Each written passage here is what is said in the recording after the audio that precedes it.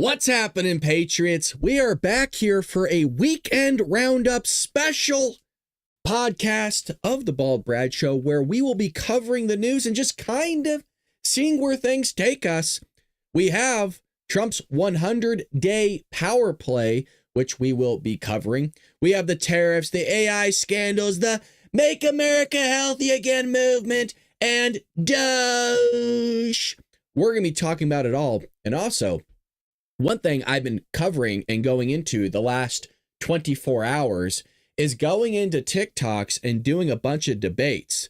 Now, if you don't follow me on TikTok, what are you doing? You got to follow me on TikTok because I've been going in and debating these psycho leftists left and right for the past 24 hours. Now, when I say debating, I'm not one of those people that yell at people or name call them or say that they're stupid and racist and all these things. I'm actually really cordial. Like, if we were to ever sit down and have a conversation, all of us individually, doesn't matter where you're from, who you are, I'm just going to talk to you normal. And by the way, try my best to find common ground with you, not to argue with you, not to lie to you, not do any of these things. What I have found is Trump derangement syndrome is on a whole nother level than what it was in even 2020.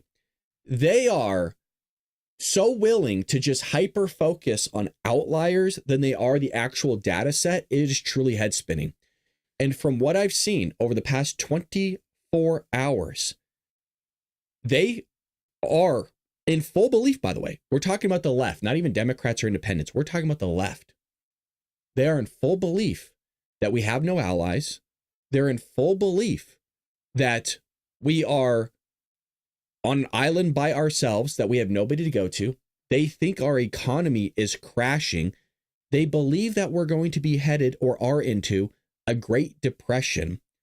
I mean, it is the wildest thing you will ever see in your life. And what I'm going to try and do is be able to get my TikTok on the Bald Brad Show so that we can go in and actually talk to some of these people, because some of these people actually have their head on straight. And what I found was it's the independents and some Democrats that actually could talk to. And there was one live that I was in yesterday where the people were great. There was a few people in there. It was like a guy named Union Man that we were all talking with that was hosting it. Phenomenal host, by the way. Met some great people on the other side of the aisle. That was the only time that I wasn't kicked or banned from a live yesterday and today. Every chat I've went into with progressive leftists, not Democrats, progressive leftists, I have been banned and I have been removed from the live. So what I have found is it's not Democrats. And by the way, most of my followers are independents, but most of them, most of the independents Democrats are actually pretty cordial people. It's the progressive left that are just out of their freaking minds, man. You can't, it's actually not worth your time even having a discussion with them. So what I'm doing now is I'm actually dodging those because they'll just lie straight to your face. They don't care. The Trump derangement syndrome is just out of control. And I've been spending more of my time with people I can actually have a conversation with, because the live that I was in that I got banned on most recently was this morning. And again, that's why you want to follow me on TikTok. So I guess Miss Mom was catching a live, or catching this live, I suppose. I thought you were talking about TikTok. They were saying that Joey was cognitively fine. I'm going to say that again. They were saying that Joe Biden was cognitively fine and that Trump is the one that is cognitively impaired.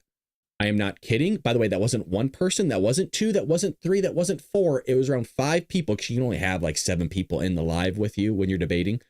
Follow me on TikTok, folks. Link, I believe, is in my description, if I have that correctly. It is there. So follow me over there. I'm telling you, it's going to be worth it. So with that being said, let's just jump into some stuff. The one main thing I want to cover is actually not necessarily just the tariffs, but most importantly, what DOGE has found. Now, this is going back a couple days where Jesse Waters, and we did cover it on the show, met or sat into one of the meetings with the DOGE team. And so I wanted to watch that long form video if we could. And then we'll discuss the tariffs and other stuff and kind of just, again, see where things take us. But it's good to see all of you into the chat. So without further ado, let's roll it. Exclusive look into DOGE. Elon Musk was nice enough to invite us into the Eisenhower building last night to sit in on his weekly 10 p.m. Doge meeting. Yeah, they usually meet at 10 o'clock. I'm almost in bed by then. We met the whole crew, even Big Balls, and they showed us how Doge really gets done. We sat back, listened, and we learned a lot, and we hope you do too. Here's part one of our exclusive interview. Elon, thank you so much for bringing us into the meeting here. I'm going to do something no anchor ever does. I'm not going to talk. What? For as long as possible. You're talking right now. I'm going to let you run your meeting, and then I'll interrupt when I'm bored. So take it away. So, like a board meeting? Like a board meeting. Exactly. All right. Well, I guess we normally go around the table, say what do we get done this week? Want to go this way? Sure. No, we start with you. Sure. So actually, a lot of great work at the Treasury this week. One of the crazy things with regards to the Treasury is that when a payment is made, and the computers at the Treasury actually pay about $5 trillion per year, like crazy amounts. There was formerly not a budget code on there. So if a payment was made, you didn't know actually what it was for. Isn't that crazy? It could have been for anything. Yeah. There was a $4 billion COVID fund in the Department of Education. And there was no receipts required, so people could just draw down on it. And when people looked into it, this wasn't us, this was before us, they found that money was being used to rent out Caesar's Palace for parties, rent out stadiums, et cetera. And so the one change that Doge made with the Department of Education is... Oh, Trump, you stupid idiot for allowing Doge to cut that off. You stupid idiot. Because that's what they're calling him on these lives. Oh, he's just so stupid. He's destroying the country. I am not exaggerating this one bit. They think this is ridiculous that Trump is cutting this type of stuff. They think it's out of their... They can't fathom why he would possibly do that. And you can't have... By the way, you can't have a conversation with somebody that is that far wasted. Like they're that far gone where you can't actually come to see that there's a lot of variables that go into something. They'll just pinpoint one outlier and one thing and hyper focus on that. Nah, screw the rest of the data. That's fine. Oh, you made an error. You made one tiny mistake. Well, let's focus on that rather than the totality and the holistic view. By the way, whenever you go into like hyper specifics like that, and especially when it's on an outlier, you'll never have a productive conversation. And I can give you a prime example right now. Let's just say that 90% or the 90% average on an exam. Let's say my exam average was 90%, meaning the vast majority of my students scored a median or mean average of 90% on my assessment. But I had one student out of 120, I had one student score a 1%. Should we hyper focus on that one student in a conversation in terms of why they failed, why they didn't do something? Or should we have the conversation of things are running pretty good. 90% average on an exam is remarkable. They don't do that. And by the way, you can never come to any sort of an agreement when you're just hyper focusing on that 1%. You would have to say, yeah, that person messed up. That person might have not studied. Maybe they didn't care. I mean, there's a litany of reasons for it, but shouldn't we be focusing on this 90% of the thing that was good? Why are we focusing on the one thing that was bad? So Trump makes one error in the totality of everything he's doing. That's what they want to focus on, is that one bad thing. And they want to disregard all the good that he's doing, because if they disregard all the good he's doing, they never actually have to address it in the first place. And they never have to come to grips or terms with what Donald Trump is actually doing to make America great again. So that's the tactic they've been using time and time and time again. And it just gets exhausting after a while. We had the simple requirement that if you draw down money, you must first upload a receipt. That was the only change that was made. You must upload your receipt. And upon doing so, yes, nobody drew down any money anymore. Yes, but hey, shout out to Cece in the chat. Happy birthday. It says she's celebrating her birthday. Well, happy birthday to you. Glad you're able to be here with us. Cece's a long-time supporter of the show. We didn't say that we'd check the receipt. You could send a fake receipt. You could send a picture of your dog. Isn't that crazy? Anything. But as soon as we asked for anything at all, suddenly the requests were like, oh, we don't need it anymore. Huh, that's interesting. They were renting Caesar's Palace. Yes, they were like basically partying on the taxpayer money. Stadiums. Yes. Leasing stadiums. For what? For parties, basically. For parties. Yeah. I don't even think it was really for parties, to be honest. I think this was a way to launder money. I think that they rented out the stadium because on the stadium side, the business owner says, hey, I got the money. Look, they rented it out. It's all legit. But on the government side, mind you, there's no code for this. They just rented them out to give their friends and their buddies a little extra cashola. Oh, you're making a ton of revenue off the taxpayers' backs. Oh, great. No, this is something that these lefty psychos want to keep in. Yes. That's a big party. It's a big party. You'd think if you were stealing, you'd start small. They do start small. But then what happens is over the years, so generally the fraud starts out small and they try to hide it. But then year after. Wow, George, with the 5 gifted memberships, baby. Thank you, George. Smart ass. Appreciate you. Love your humor. And always appreciate you taking care of the Patriots in the chat by giving the memberships, man. Thank you so much. Appreciate you. God bless you. Year, if nobody stops the fraud, it gets more and more brazen. And every year it gets bigger until they're literally renting out stadiums. Wild. Like What's that, $1 million to rent out a stadium? Fraud in flagrante delicto, okay? We're talking at scale. This is driving me crazy. Oh, yeah. When you find these things, do you guys get mad? You're like, yes, I got one. How does it make you feel? It's so common. It's so common. You're like, I mean, you just get so numb to it. Unfortunately, by the 100th time you've heard it, it's hard not to get a little numb. Yeah. You know, but and by the 200th time, you're like, well, okay, it's just another day at the office. We checked, is the Small Business Administration giving loans to dead people over the age of 120? Here we go. You know they are. The answer was yes, and it was around $330 million. Oh, in lovely. total. So People with a birthday that could not possibly be real. Yeah. Meaning they're over 100, they're 115 years old or older. The oldest living American is 114.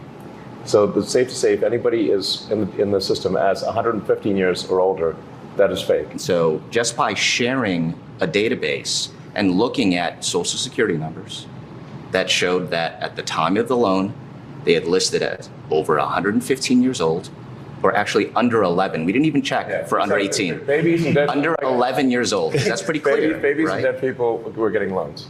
That was $660 million. And also people with. By the way, please understand this. And I'm going to keep calling this out throughout this entire podcast because, again, I was able to accumulate by talking to a bunch of progressives. That's the only way you can talk to them is if you go into their live streams on TikTok. Again, follow me on TikTok, you guys. You're going to have the time of your life me debating these people and having fun. It's going to, I'm telling you, you're going to have a next level high in terms of politics. It's remarkable what these people will say. They are okay with this happening. And not only they are okay with it, they actually don't believe what Elon Musk says here. They don't believe that there's people on Social Security that are dead that are receiving Social Security. They don't believe there's babies getting loans and all this stuff. They don't believe any of it. Oh, they're completely making it up. Oh, they're lying. No, that's just you not wanting to believe the actual truth so that you can continue your narrative and your Trump derangement syndrome. That's the only reason why you would say it. Birth dates in the future. What does that mean? Well, in one case, I mean, I think the birth date, I think in one case was like fetuses were getting no, loans. not even. No, really sort of you're talking about like your great grandchildren, like with the birth date, like I think it was like 2165. Wow. So more than a century from now was the birthday. George Jetson was getting paid. Yes, because your birthday is in the future, like the far future, not like next year. Right. And this is either fraudulent or we have your birthday wrong. It's either a typo or someone's stealing. Which is it? Yes. Right. Yes. Well, no, it's not which is it. It is stealing. Either way, it doesn't matter if somebody accidentally messed up your birthday and you're receiving payments and you're willing to take those without saying anything. That's still stealing, by the way. If I accidentally gave you money and I shouldn't have given you that money in the first place, and you decided to just keep it for yourself and kept doing it, well, that's still stealing, even though I made a mistake. You should have never had that money in the first place. So either way, it's fraud. And my question is are we just categorizing everything, 100% of this as waste and not fraud? Like, again, if it is fraud, by the way, there's a difference between waste and fraud. If there is waste, well, that's just money that is hence wasteful. You shouldn't have been spending on it in the first place. But then if there's fraud, well, then you're doing something that is a criminal behavior. You should be prosecuted. I've not seen anybody in cuffs. I have not seen people being wheeled out of these offices in handcuffs and being tried for a criminal behavior or act that they have done.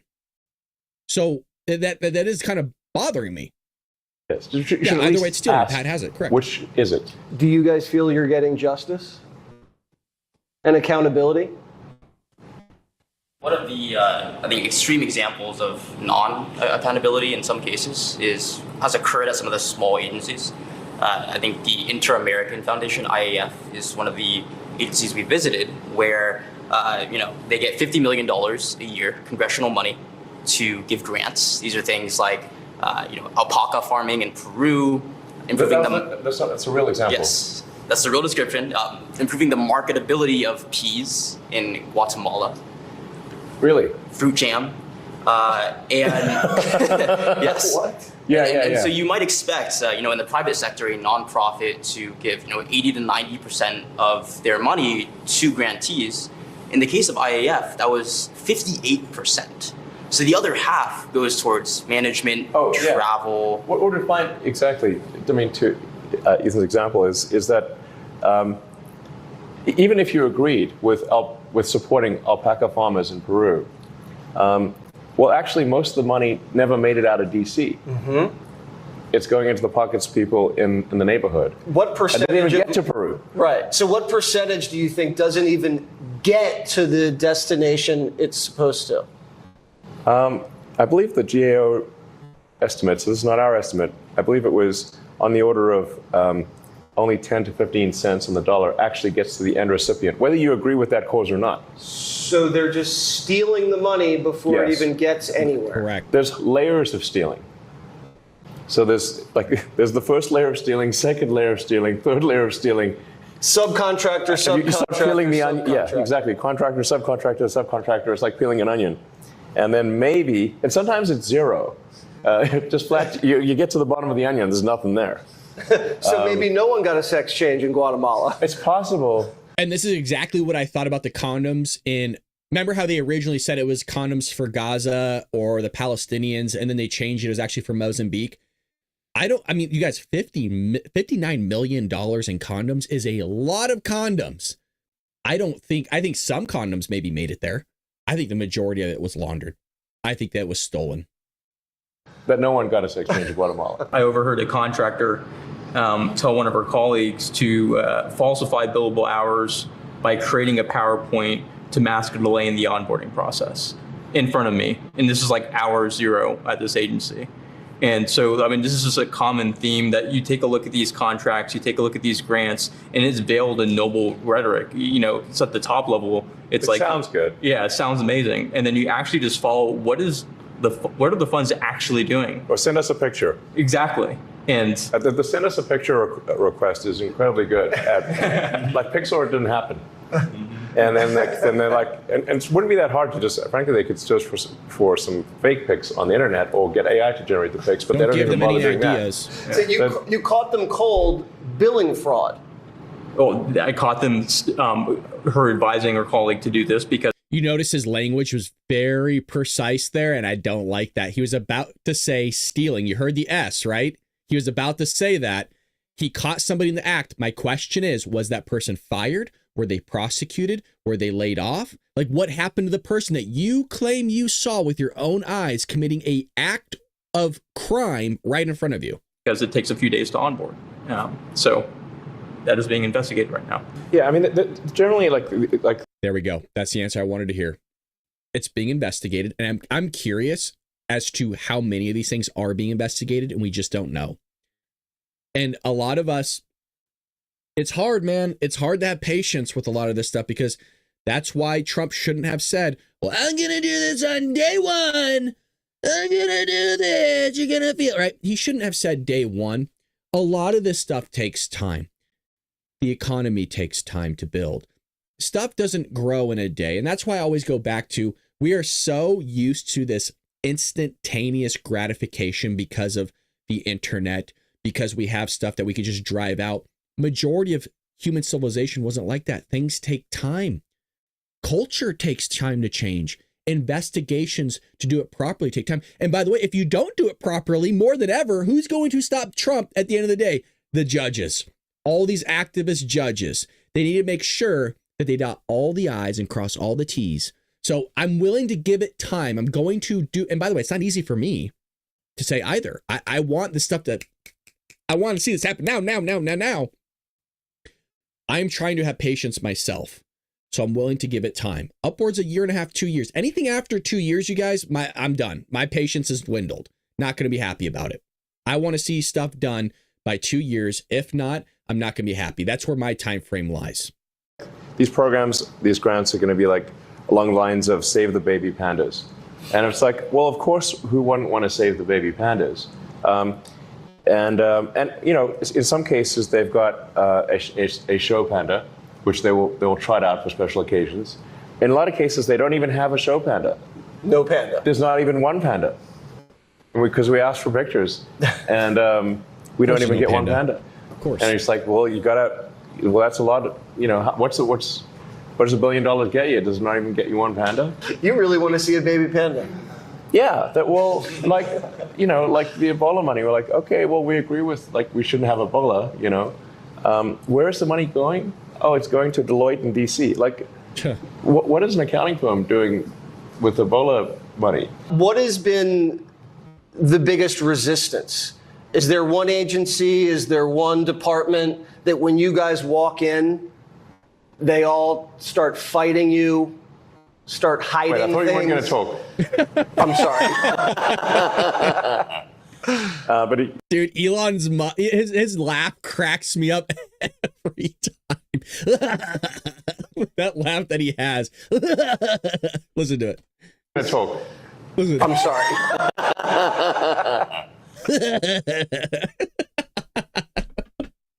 But I guess you can answer that question. Sure. I mean, let's. Yes, we've certainly had some battles. Battles. Yeah. I mean, who should talk about Yusuf? Nate. Yeah. Okay. Yeah. So Jessica, there's an agency, a small agency called the United States Institute of Peace. It's definitely the agency we had the most fight at. I think the guy that's talking right now is codenamed Big Balls. I think this is the guy that everybody was talking about for a while. Sharp, dude. The kid Sharp. We actually went into the agency and found that they had loaded guns inside of their headquarters. Institute for Peace. I mean, any given company, any given crazy? organizational name is going to be kind of be the opposite of the title. Oh, of Right. course. Yeah. Yeah, and so it was by far the least peaceful agency that we've worked with, ironically. Of course. Additionally, we found that they were spending money on things like private jets, and they even had a $130,000 contract with a former member of the Taliban. Wow. This is real. We don't encounter that at most agencies. Yeah. What was the money going to the Taliban? A peace organization had a contract with the Taliban that we've been fighting for 2 decades that killed Americans. What? Taliban for? So it was a contractor. They received $130,000 for generic services. And to Elon's point, there was not actually a clear description of what the contractor services were for. But Was it for opium? Unclear. Or weapons? Or nothing. Or nothing. Or a bribe? Or nothing. And you naturally have to ask the question, well, how did we get here? Like when the country was founded, there were only 4 agencies. Today there are over 400. So there's been a 100x increase in the number of agencies since the founding of the nation. And thanks to President Trump, he's now signed 2 executive orders to start to reduce the number of agencies in the government, and the Institute of Peace was one of them, which is why our team went in to try and understand what was going on. And that's when we found all of the craziness, like the weapons in their armory. We found the payments to the Taliban. Okay. Yeah. Oh, yeah. So try to hide the evidence. Right. So just a few hours after we got into their headquarters, we found that their chief accountant had actually deleted over 1 terabyte of accounting records from several years. So you'd have to ask the question, well, why would somebody do that? And the DOGE team, fortunately, was able to recover that data with the help of a few great employees at the Institute of Peace. That accountant should actually be in prison, by the way. And if I don't know if they're a public accountant or not, a CPA, but they should be losing their license. They should be investigated to the full extent of the law. There should be a court hearing on that. And if it is true, should be thrown in jail. That is wild. And I think the most troubling thing was they received $55 million a year from Congress, and any money that went unspent, instead of returning that to Congress, they would sweep it into a private bank account. There you go. Which had no congressional oversight. Yep. And that's what they would use to fund things like events at their headquarters and the private jets. And so I think it's a great example because most Americans don't know what's going on at a lot of these smaller agencies, and this is, I think, the most extreme case of some of the wasteful spend that we're finding. So the agencies are hiding. See, it's not wasteful spending. It's fraud. This is all criminal behavior. Stop calling it wasteful spending. The dude money from you. They're sending it to the Taliban. They have loaded weapons in the department buildings. At the Institute of Peace. At the Institute of Peace. Yes. That's right. So this is a cover-up when you guys roll in. This one, yes, a cover-up. Yes. It's a cover-up. They did delete a vast amount of financial information. That's really a definition of a cover-up. Isn't that illegal to delete evidence? Yes. Shred documents? Yes. It is. It's certainly illegal to delete accounting records that that Congress would certainly want to know where the congressionally appropriated funds are going from taxpayers. It's highly illegal. When you catch them going Hillary style on their computers, do you refer this to the Department of Justice? In this case, we did refer the evidence in the accounting example to the FBI and DOJ, and we were proud to do that. So yes, we did. Resistance has shown up in some very surprising places. So, for example, the famous fork in the road email, the deferred resignation program. So this was a program where you could resign from the government, collect pay and benefits for the next 8 months. Probably the most attractive separation program ever in human history.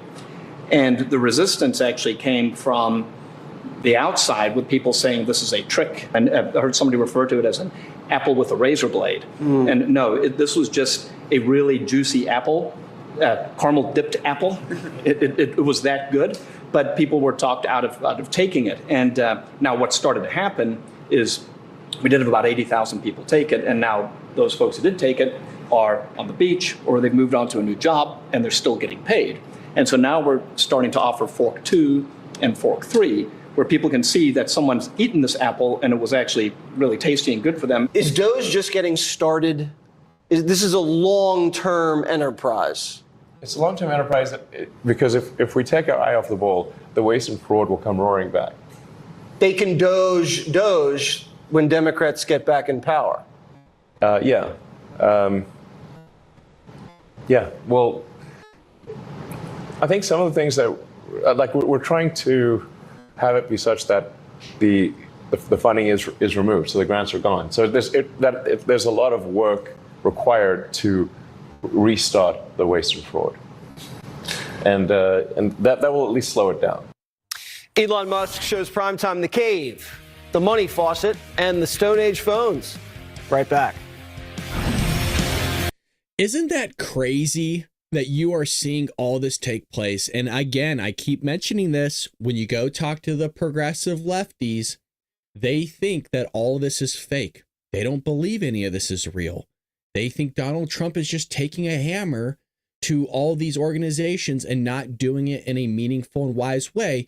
And what is their evidence for this? Because there's mistakes that are made while doing this. See, you're not allowed to make mistakes anymore nowadays. All these other people, mind you, that are saying this, make mistakes every single day in their life, from the things that they say to the things that they do. But you can't make a mistake. Oh, you can't do that. See, Joey was perfect. Joey never made a mistake. Joey spoke perfectly. He acted perfectly. He never did anything wrong. Hell, from even the moment of him raising Hunter Biden, he never did anything wrong. The guy's kosher. He's clean. He's halal. Uh-huh. We're back. Part 2. Yeah, so Pat, I think, brings up a great point. So Pam Bondi has all this evidence and nothing has come out yet. Maybe they're just sitting on it. I mean, I know Dan Bongino has come out, right? Because they mentioned FBI as well. Very well could be doing things in a way that, hey, we are investigating this and just not talking about it right now. So that's why I'm saying I'm willing to have patience and time, but my patience does run out at some point. So if you can't get anything big in 2 years, that's just game over for me. So again, that's my timeline for a lot of things to get done is 2 years. Now, am I talking about bringing full-blown manufacturing facilities built and ready to go in 2 years? No, I've always said that's going to take a lot of years and those commitments being signed, but I would like to see buildings being started. That way I know that their words are being kept, because you're not going to just buy the land and then start building a massive facility and then all of a sudden just quit during the process of construction. So I want to see stuff starting to be built in 2 years' time. And then however long that takes to complete, whatever. But at least I know that you're keeping a part of your word by starting to build those manufacturing centers here. You could commit stuff all you want verbally. That doesn't mean anything to me. You could shout stuff to the skies. I want to see stuff happen. Exclusive interview with Elon Musk and the Doge boys. They took us inside the caves of bureaucracy. Watch this. We heard about a cave.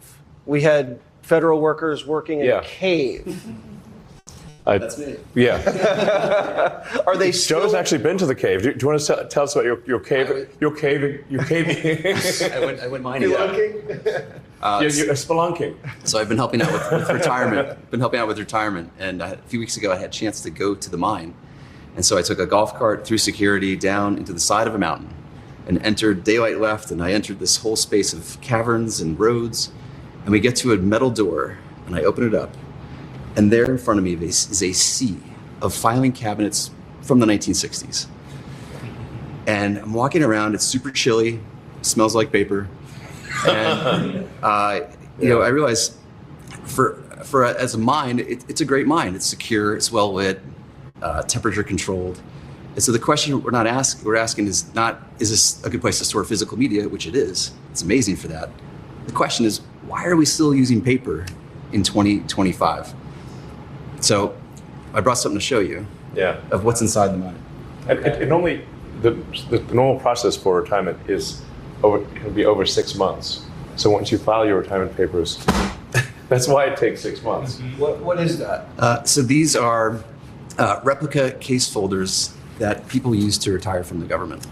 And so these are all compiled by hand, moved around on carts through the mine. It takes many months to do that. And this one is a single retiree's paper required to leave the government. If somebody wants to retire, they can't, because it takes 6 months to compile the paper and carry the paper into a mine where it is stored.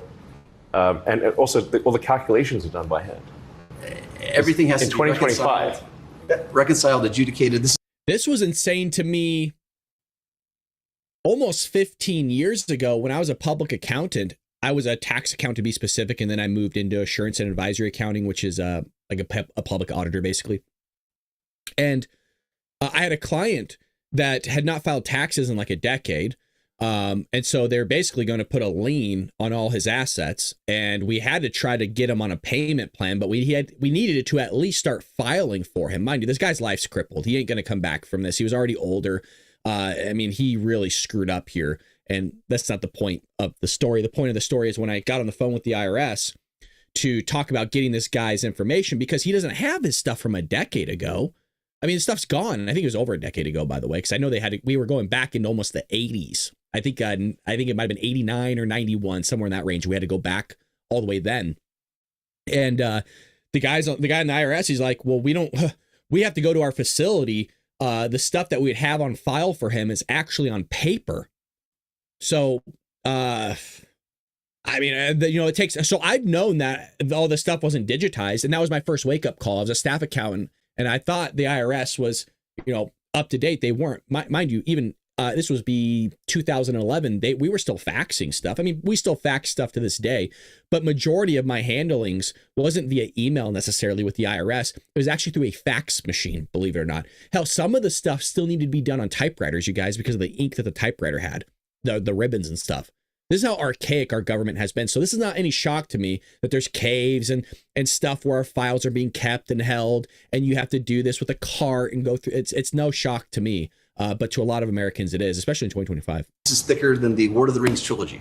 Yeah. And if I had to process this, I would rather do my taxes in the dark than have to go through this. Yeah. And so what we're doing is we're bringing this process online with modern software. And I'm excited to share that as of tonight, we have 25 retirees going through an entirely online retirement process in the government for the very first time. It sounds so Simple. Yes, and it's great collaboration with retirement services inside OPM. So this has always been their dream, and we're just here to help accelerate it. That's a pretty fat stack. Was that Kissinger's? Oh no, the record is almost several shopping carts. There's a whole pallet for one retiree with 27 boxes of paper on it. For one guy. That's the record. I've seen it with my own eyes. Yeah, I mean, it's certainly, and it also frees up people, because we shouldn't have over 1,000 people carrying paper into a mine. That is not a good use of of people's lives. So there are many other things that they could do that would be far more productive than carrying paper into a mine. If you were to say, we have iPhones, does the government have pay phones? Mind you, there's a delay clearly in the audio, but that's not me. That's coming from their end. Just a heads up. How prehistoric is this technology? Oh, yes, it's... Let me see if I can refresh it. It's actually going to bug me really quick. So 1810. Let's see if we can refresh that. Get that guy set up for you guys. Here we go. It's like Flintstones. It's Flintstone level stuff. It's so yeah, no, so it's definitely their audio. Like dinosaurs would think this is, kind of old. Okay. That's how prehistoric it is. Okay. So basically the only thing living was a sponge. That's how prehistoric it was. Okay, so we're leaving the Stone Age and we're moving into the Golden Age. Pre-Cambrian era is what we're talking about. Okay. There was a story I heard about mules. There were mules delivering mail to the bottom of the Grand Canyon. Which might not be a bad thing, actually. You have the mule picture. Yeah. Picture it doesn't exist. Right. Yeah. But this is a case where actually it might not. I think. Do we agree with the mule, or should there be mules? I think it can be modernized. If there's opportunity for improvement. Yes. Right. Okay. Right. So yeah, I'm at the Postal Service. I think a lot of people don't realize that there's actually a law that says that the post office is supposed to have a balanced budget. There is? Yeah, there is. I didn't know that. Yeah, right. Well, that's not working, is it? No, it's not. So they're breaking the law? They're breaking the law. Okay. Basically, since 2007, almost every year since 2007, they've lost money. So you might ask, what happened in 2007? So there was happened in 2007? Yeah, there was additional regulation that went into place that essentially... Dude, this guy looks like me. That is weird.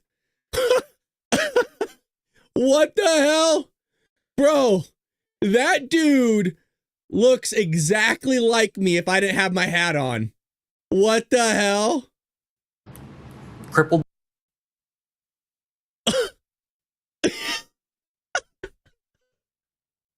That is freaky, man. Them and put them down this not good path where they essentially are stuck in the past as well as bleeding money left and right.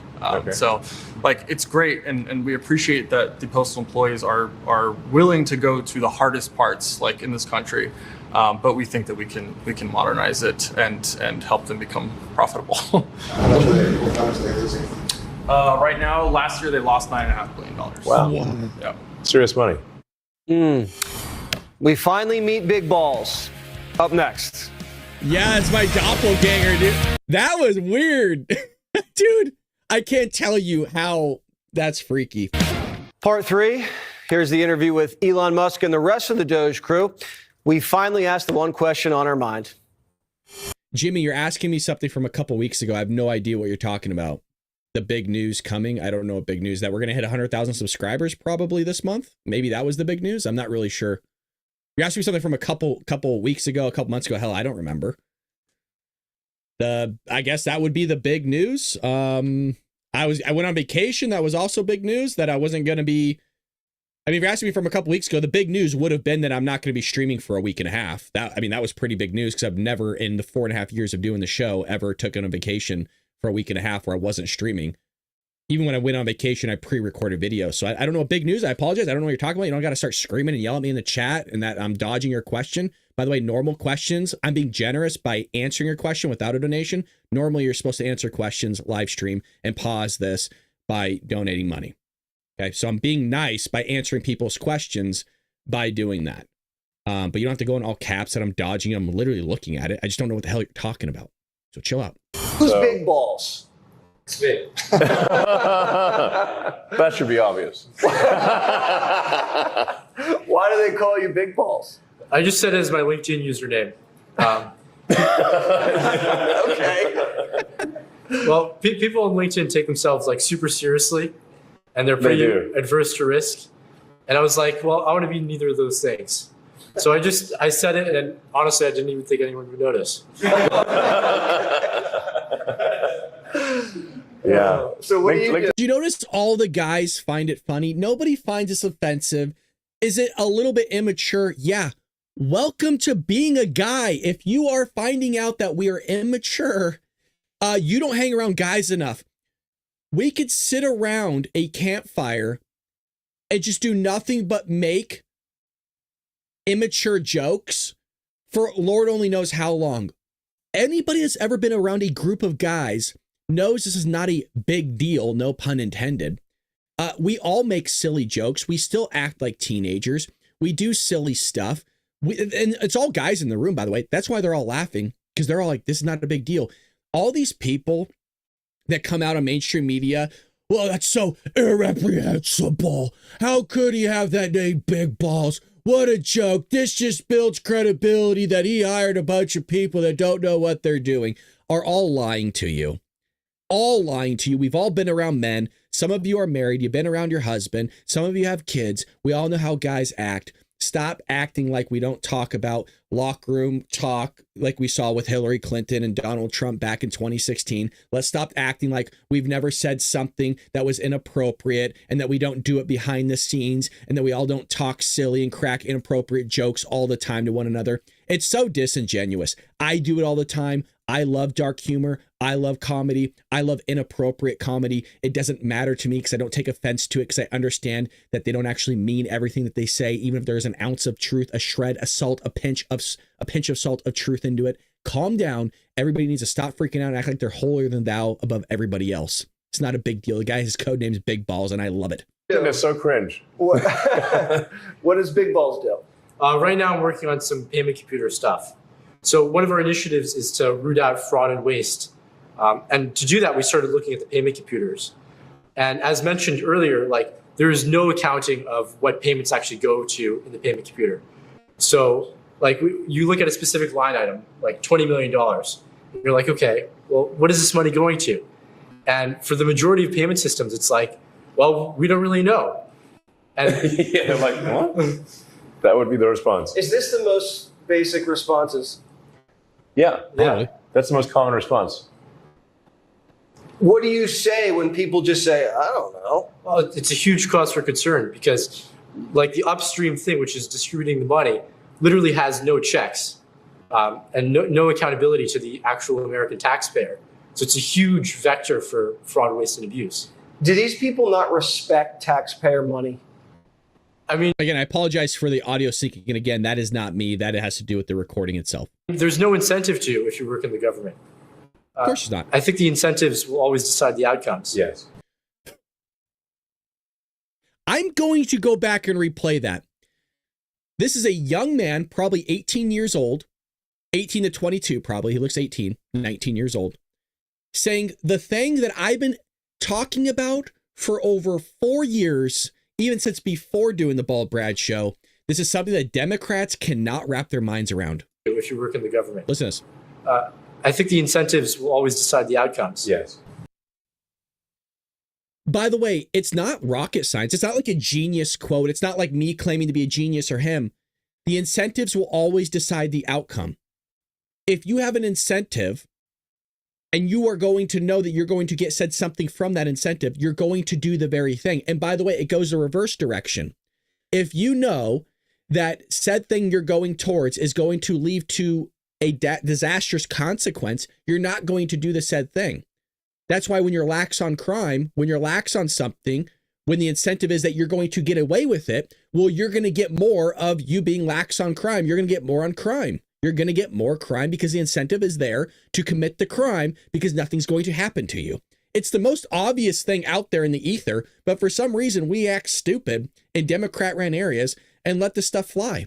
Do you guys feel like you're putting yourself at risk by doing this because you're stirring up so much hostility by these people ripping us off? 100%. Well, we don't need to speculate about that. You can see online in the protests that they make that very clear. I mean, I've been hanged in effigy many times. And there have been people that have actively advocated at these violent protests for my death, and also advocated for the death of the people at Doge. Isn't that crazy? I think the young folks of us have gotten email threats from reporters and the public alike. I think, speaking for myself, I dropped out of Harvard and came here to serve my country. And it's been unfortunate to see, lost friendships. Most of campus hates me now. But I think fundamentally, I hope people realize through conversations like this that reform is genuinely needed. And if there's one, I think this is important to say, if there's one group of people who really have a shot of success, it's the people here. They're up until 2 a.m. Monday through Sunday. Doge does not recognize weekends. We're working all the time. What inspired you to drop out of Harvard to do this? There's a lot of reform that's needed. I think the value of this and the impact here is so much more vast than anything you could learn in a So I think we'll drop off there, not the stream, but in terms of the Doge part of it. Join the club on getting death threats. Join the club of being harassed by the progressive left on this stuff. It really is kind of crazy and mind-blowing. Something I want to go to here, let's see if we can actually pull this up, is TikTok Live. Let's kind of see what they're saying. And this is the stuff you're going to experience if you were to come in to one of the lives that I jump into. No. What? Scott? What? Scott? That's not taught in CRT. So follow me on TikTok, and the link's in the description. And I will jump into one of these on my phone. I want to see if I can get that going for YouTube Studio for the Brad Show. And you guys can see me debate some of these people, but I want you to hear things that they say. Why they No. judge people No, by I'm asking you a question. Why they You judge made a people by claim. You their made a race. claim. Real quick, They you made a judge people claim. by their race. Scott, and you made a claim. disadvantage. What is your source? .org or .gov, please. Oh God, who cares? So he's not going to give you a totally source. racist Can you, ideology. Scott, can you tell me what a disparity is? Yeah, it's a disability. Scott, can you tell me the three branches of government? But you'll see there's different ones of these. And let's actually see if we can maybe get into one here. I might be able to jump into one debate here. Let's see. Let's see if something pops up. Can I say something real quick? I got to find an open room. Great. All for real. It is a job. The red state. Who is that? What's going on here? So guys, I am 5'10". That's for Jason, by the way. Jason, this is for you really quick. It's not for me. It's for Jason, folks. Pat, Jeff, the boys, this is for you really quick. Of what size to get. All right, moving on. That's all you get. That's all you get. All these rooms are full. Normally they're not full. Like you're just manufacturing. This guy's pretty good. He's a leftist. A dude. Room's Okay. full. They're not going to bring a manufacturing back. You need to incentivize those companies locally as well. You can incentivize companies chip that tax already is the correct way to do exist, it. but we You don't cannot- have people that make all of that. We don't have people who make Right. T-shirts. We don't have Right. people who make jeans. We don't have But people not who only make that, shoes. We don't have people manufacturing that make any of those things. It's not even that. I mean, we could add population. We could. If Do you we have needed a year to make all these plants to make No. those? Absolutely not. The problem with bringing manufacturing back to the country isn't it's not our infrastructure, it's not our workforce, it's not what we have in terms of products or It's what in we terms pay of them. natural resources. It's honestly how much we care about our air and our water. Yeah. And yeah, if we're exactly. going And to what we pay continue to them. care, if we're going to continue to care about our air and our water, which we obviously should, I don't think there's anyone that disagrees with that, then we will never compete with India, Taiwan, and China Yeah, that on was manufacturing my environmental because they side don't effects give of manufacturing are awful. they do not give Environmental a fat There's truth to that, but it goes back to the claim again that it's Democrats' fault. Democrats are the one that talk about clean energy. Democrats are the ones that talk about climate change. Democrats are the ones that want to allow to shoot ourselves in the foot with everything. So manufacturing needs to be brought back here. And by the way, I know Jeff's been wanting to get into some lives. I actually saw Bald Brad at a TikTok on someone else's channel last night. I don't know which one you're on, but every leftist one that I have been on, I am batting one. I don't know if it's 500. Is it 500 they say in baseball?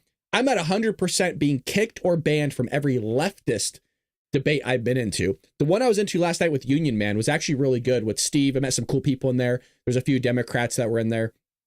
Every leftist one was really, really rough to be able to have a conversation with. The most recent one was today. But again, follow me on TikTok if you want to join. By the way, Jeff, if you follow, I know Jeff follows me. Jeff, if you want to get in one with me, you're more than happy to jump in any one of those lives with me. And just jump on in and help me destroy these kids. But what I found is the debate side of it is disingenuous on their side of the aisle, and just want to hyper focus on these outliers and the mistakes. But with that being said, here's an article on what Trump needs to accomplish in the next 100 days. President Donald Trump's team marked the first 100 days of his second presidency with showcasing the achievements of his opening months in the White House. Now, the left doesn't think there's achievements, but there 100% is. DOGE and securing the border is an achievement. By the way, Jeff, after the stream, I'll most likely be on TikTok live, jumping into people's stuff. So if you want to jump in with me, I'll try to jump into something that's open and we can have some fun. In his first 100 days, President Trump has delivered on hundreds of promises and already accomplished his two most important campaign goals. The border is secure and inflation is ending. Which is the border being secure is the one that I think is the best. But when you bring that up, I said that I voted for Trump because of border security. They hyper focus on the Maryland man, right? The guy that's the angel to the Democrat Party, or the 200 violent gang members that were deported. And their case was that they didn't receive due process. And I said that if you are a known criminal, by the way, everybody in the chat, if you are a known criminal in the United States of America, that implies and tells you that you've already received due process. And Trump has every right to deport somebody that's a terrorist. But what you will see in these TikTok lives, what you will see from the left, they are fully open to having criminals and terrorists in this country. And here's the crux of it. You can have this whole conversation with them. And so when I flipped the coin to the other side and I said, what would need to happen for somebody to be considered an illegal alien deported, you will get crickets. One person, which was the host, was willing to answer on behalf of everybody else. And he said, well, if somebody overstays their visa, if they do all these things, if the courts say they should be deported. And then at the very end, very end, the dude said, but I think there should be a case that nobody should really be deported. So what that's saying is open borders. Doesn't matter who you are, the crimes you commit, the things you do, you should be able to stay in this country. And that's the problem with the conversation is they don't think anything should happen to these people because they don't believe in consequences. The progressive left, it is a part of one of their foundations. They don't believe in actual consequences. They believe consequences for Trump. They believe consequences for conservative Republicans. But when it comes to running their own state or the federal government, there's no consequences for them whatsoever. That's just completely out the door. See, none of them were complaining for the last 4 years about Joe Biden. None of them complained about the economy going down, in some cases worse in terms of steepness than what we just saw. I looked through all of their TikToks before I went into their lives, and I wanted to see if they talked ever about Joe Biden's decline in the economy. Not a single one. 100% of all of them did not say a peep about losing their 401ks, their 403bs, the day trading, and the multiple times that we saw the economy go down under Joe Biden's administration. Not a single video was done by a single person for 4 years. For 4 years. But it's all Donald Trump's fault. Oh yeah, he's terrible. Oh, he's god awful. The first step will be getting the agenda funded. A huge part of that would be the Trump discretionary budget request, which the Office of Budget Management and Budget, OMB, released on Friday. The budget reduces non-discretionary spending by $163 billion or 23% from the 2025 enacted level, and increases defense spending by 13%, appropriations for the Department of Homeland Security by almost 65%. Now, this was supposed to be implemented in terms of what Congress is going to pass through. I've heard they pushed it back to July 4th. I don't know if that's true or not. We will have to see what goes on with that. But this budget hopefully will get passed through the system. And that will require Congress to pass Trump's big, beautiful bill. And the president's allies are hoping that it will happen. In an interview with the Daily Wire last week or this week, Senate Majority Leader John Thune hesitated to give a timeline on the bill, but promised that the Senate is working aggressively to get this on the president's desk as soon as possible. Again, I've heard the timeline of July 4th for some reason of this year. I think that's too long. I don't know what the problem is with Republicans not able to get something in there. As long as things are balanced and we're not spending more than what we're taking in, that's something that should be passed. Quote, I expect to see the president going to sign the big, beautiful bill that's going to come in the next 100 days. Florida Congressman Byron Donalds said to the Daily Wire, we have a lot of work this week to get that done. So reauthorizing the tax policy, which needs to be implemented. Again, you're going to see all the Democrats benefit from this tax policy, all of them. And they are still going to come out and say that this is a tax cut for the wealthy, even though they themselves are still under Donald Trump's tax plan.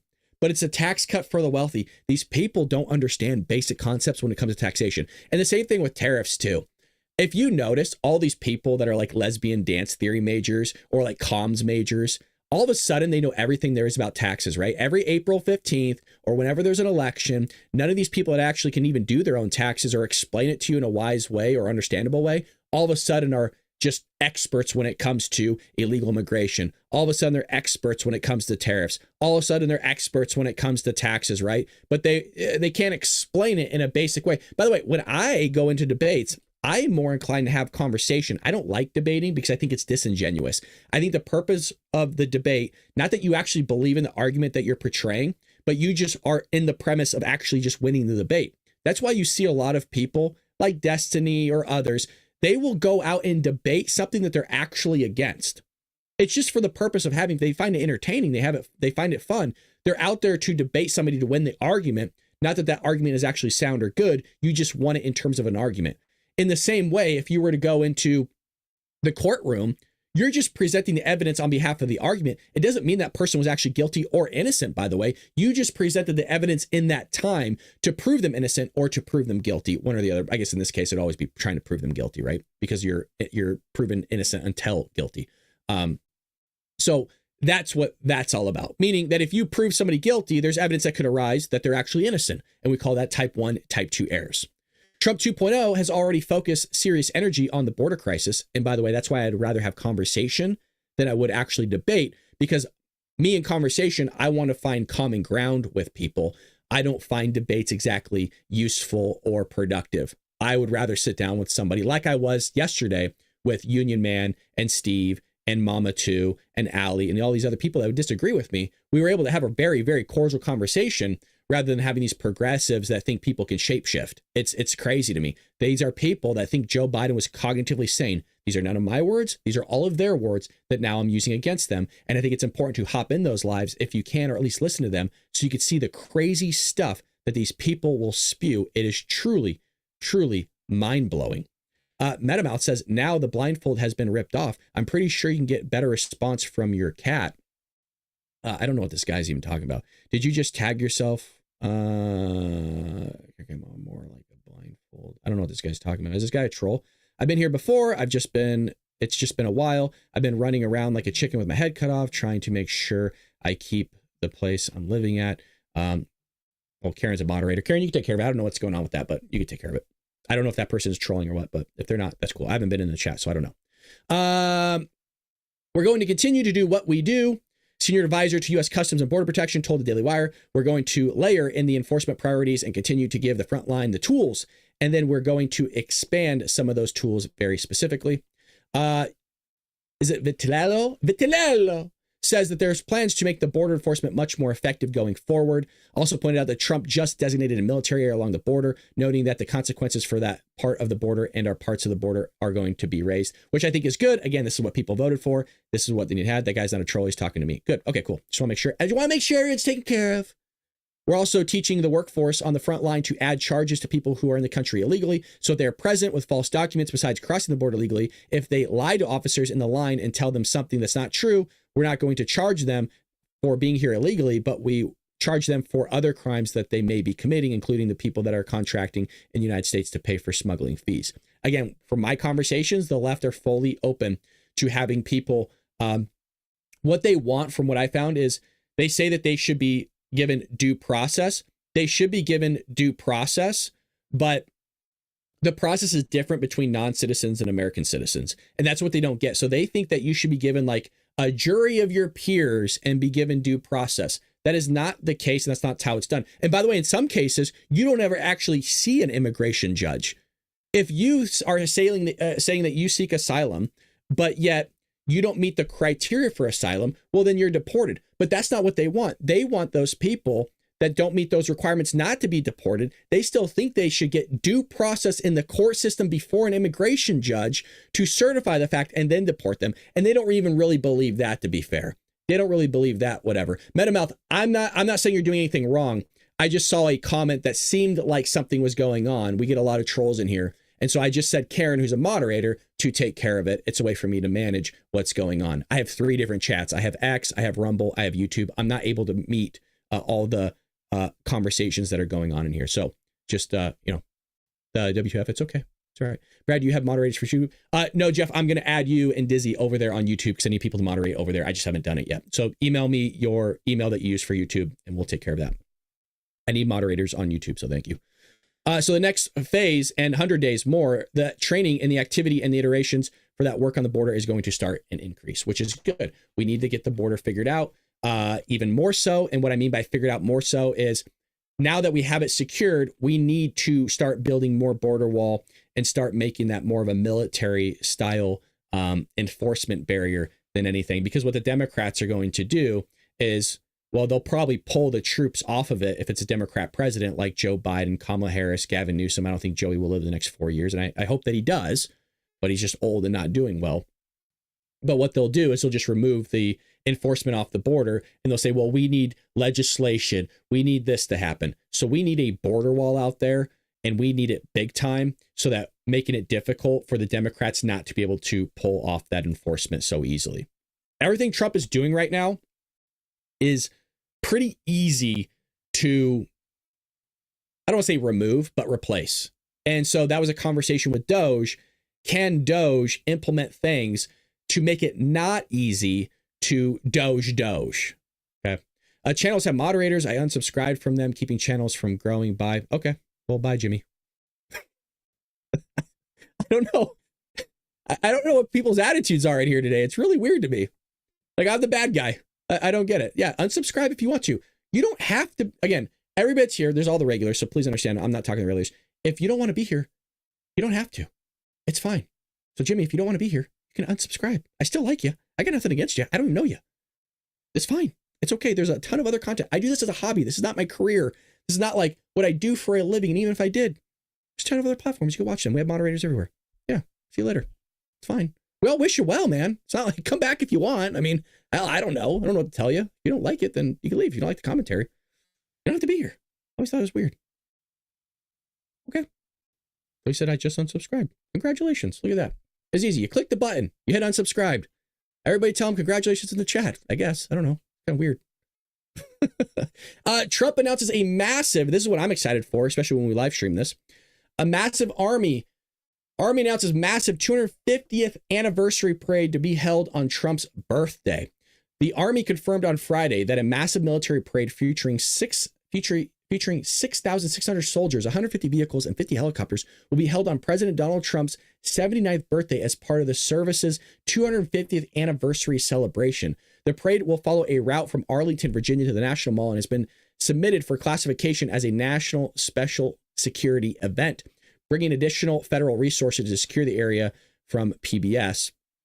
White House officials confirmed the commemorative parade would be one of the first events to kick off a year-long celebration of the nation's 250th anniversary, planned through July 4th, 2026. The Army is celebrating its 250th birthday with multiple events leading up to June 14th. The Army said in a statement Friday evening, the national level celebration will include a spectacular firework display, a parade, and a long a day-long festival at the National Mall in Washington, D.C. The festival will feature displays of Army equipment, military demonstrations, musical performances, and a fitness competition. Normally, I would not actually be something for this because, look, it's a waste of money. Let's be fair. You're holding a freaking parade, a massive festival. But I think in a time where our culture is degrading, where we're not exactly proud to, not us, right? We're not talking about us, but the left, the progressive Democrats aren't proud to be Americans. I think there needs to be a sense of national pride once again, because we completely dissolved it and removed it from the education system to the point where the public schools don't even stand for the Pledge of Allegiance. They're not actually pledging their allegiance to this country. We have now kids that are pledging their allegiance to Mexico or England or Australia or Canada. And what will happen is you'll have a bunch of people, since they don't have pride in their country, since they don't pledge to this country, whenever there would be a war, well, they'll just go fly back to whatever country they're from and not actually fight for the United States. And so there's a decline in what this country is, and that's the patriotism of this great place.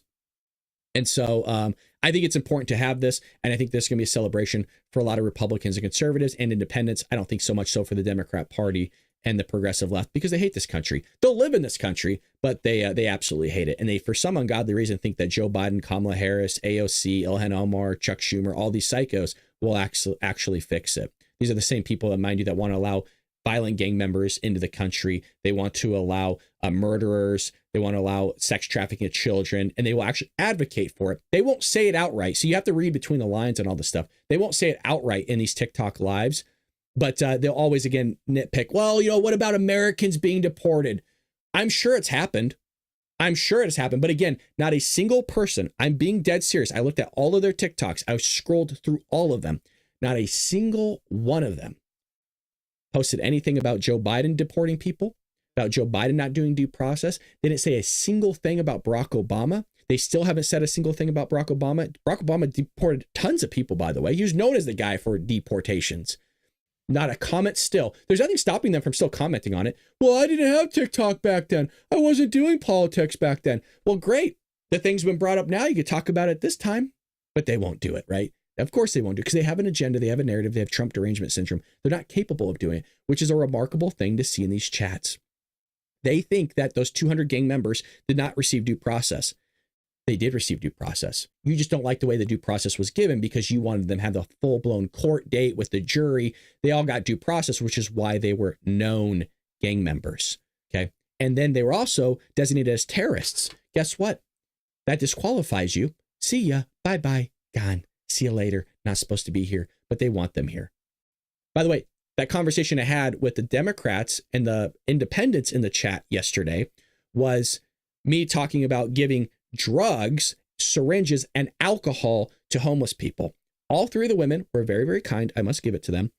But they were all nurses or worked in the medical field, they said. And I said, we are giving them these things because we can't have them go into the emergency rooms, because it's going to impact the emergency rooms, because there's so many illegal aliens that are taking up our services right now in the state of California that they can't actually get a bed. And so if they already can't get a bed, and then you're going to impact it even more because they're having withdrawals or they're going through some sort of medical condition, it's just better to feed that addiction so that we're not actually having them impact our emergency rooms. 100%. All three of them said that, and mind you, these are nurses. These are people that allegedly work in the medical field. Said, we should just give them the alcohol and the syringes and the drugs. They said they weren't giving them drugs. We covered it here on the show multiple times. In San Francisco, they are giving them drugs. Matter of fact, they're giving them marijuana in these places, but they're not just giving them marijuana. They're allowing these NGOs and these different organizations, whether they're actually a certified organization or not, to bring into drugs into these hotel rooms, these safe spaces that they're providing them, and are in fact giving them drugs. But they don't want to believe that. Mind you, none of them even knew about the alcohol that we're giving these homeless people. And they said that wasn't true. So when I actually started citing where it was not only just happening, but also the news articles that was taking place in there, I mean, the San Francisco Chronicle, San Francisco, where it's happening, we have actually covered the images on here. Not only have we covered the images, we've also shown the posters on the light poles. They don't think it's real. It blew their mind. They didn't even know about it. But they said we should still continue to give them the drugs, the syringes, and the alcohol. That's the better route to do, because what else are we going to do? Their conclusion was they're going to do it anyways. And my question was, where does that logic end? So we should give people ropes, firearms, and ammunition because they're going to commit suicide anyways. Let's just make it easier for them to do it. Yeah, let's continue to give them syringes and alcohol so that they OD or get so drunk that they run into the middle of the street and get hit by a car. No, that's a great idea. No, yeah, let's continue to give them all these things so they can overdose and accidentally overdose on fentanyl, which is happening everywhere. Which is why everyone's doing the fentanyl crawl. It's insane to me that that's people's logic. And their thing was, well, if you're a conservative like you say you are, then that's going to end up costing more money. Well, just because I'm a fiscal conservative doesn't mean I don't take things that are important and pour money into the things that I think that are important.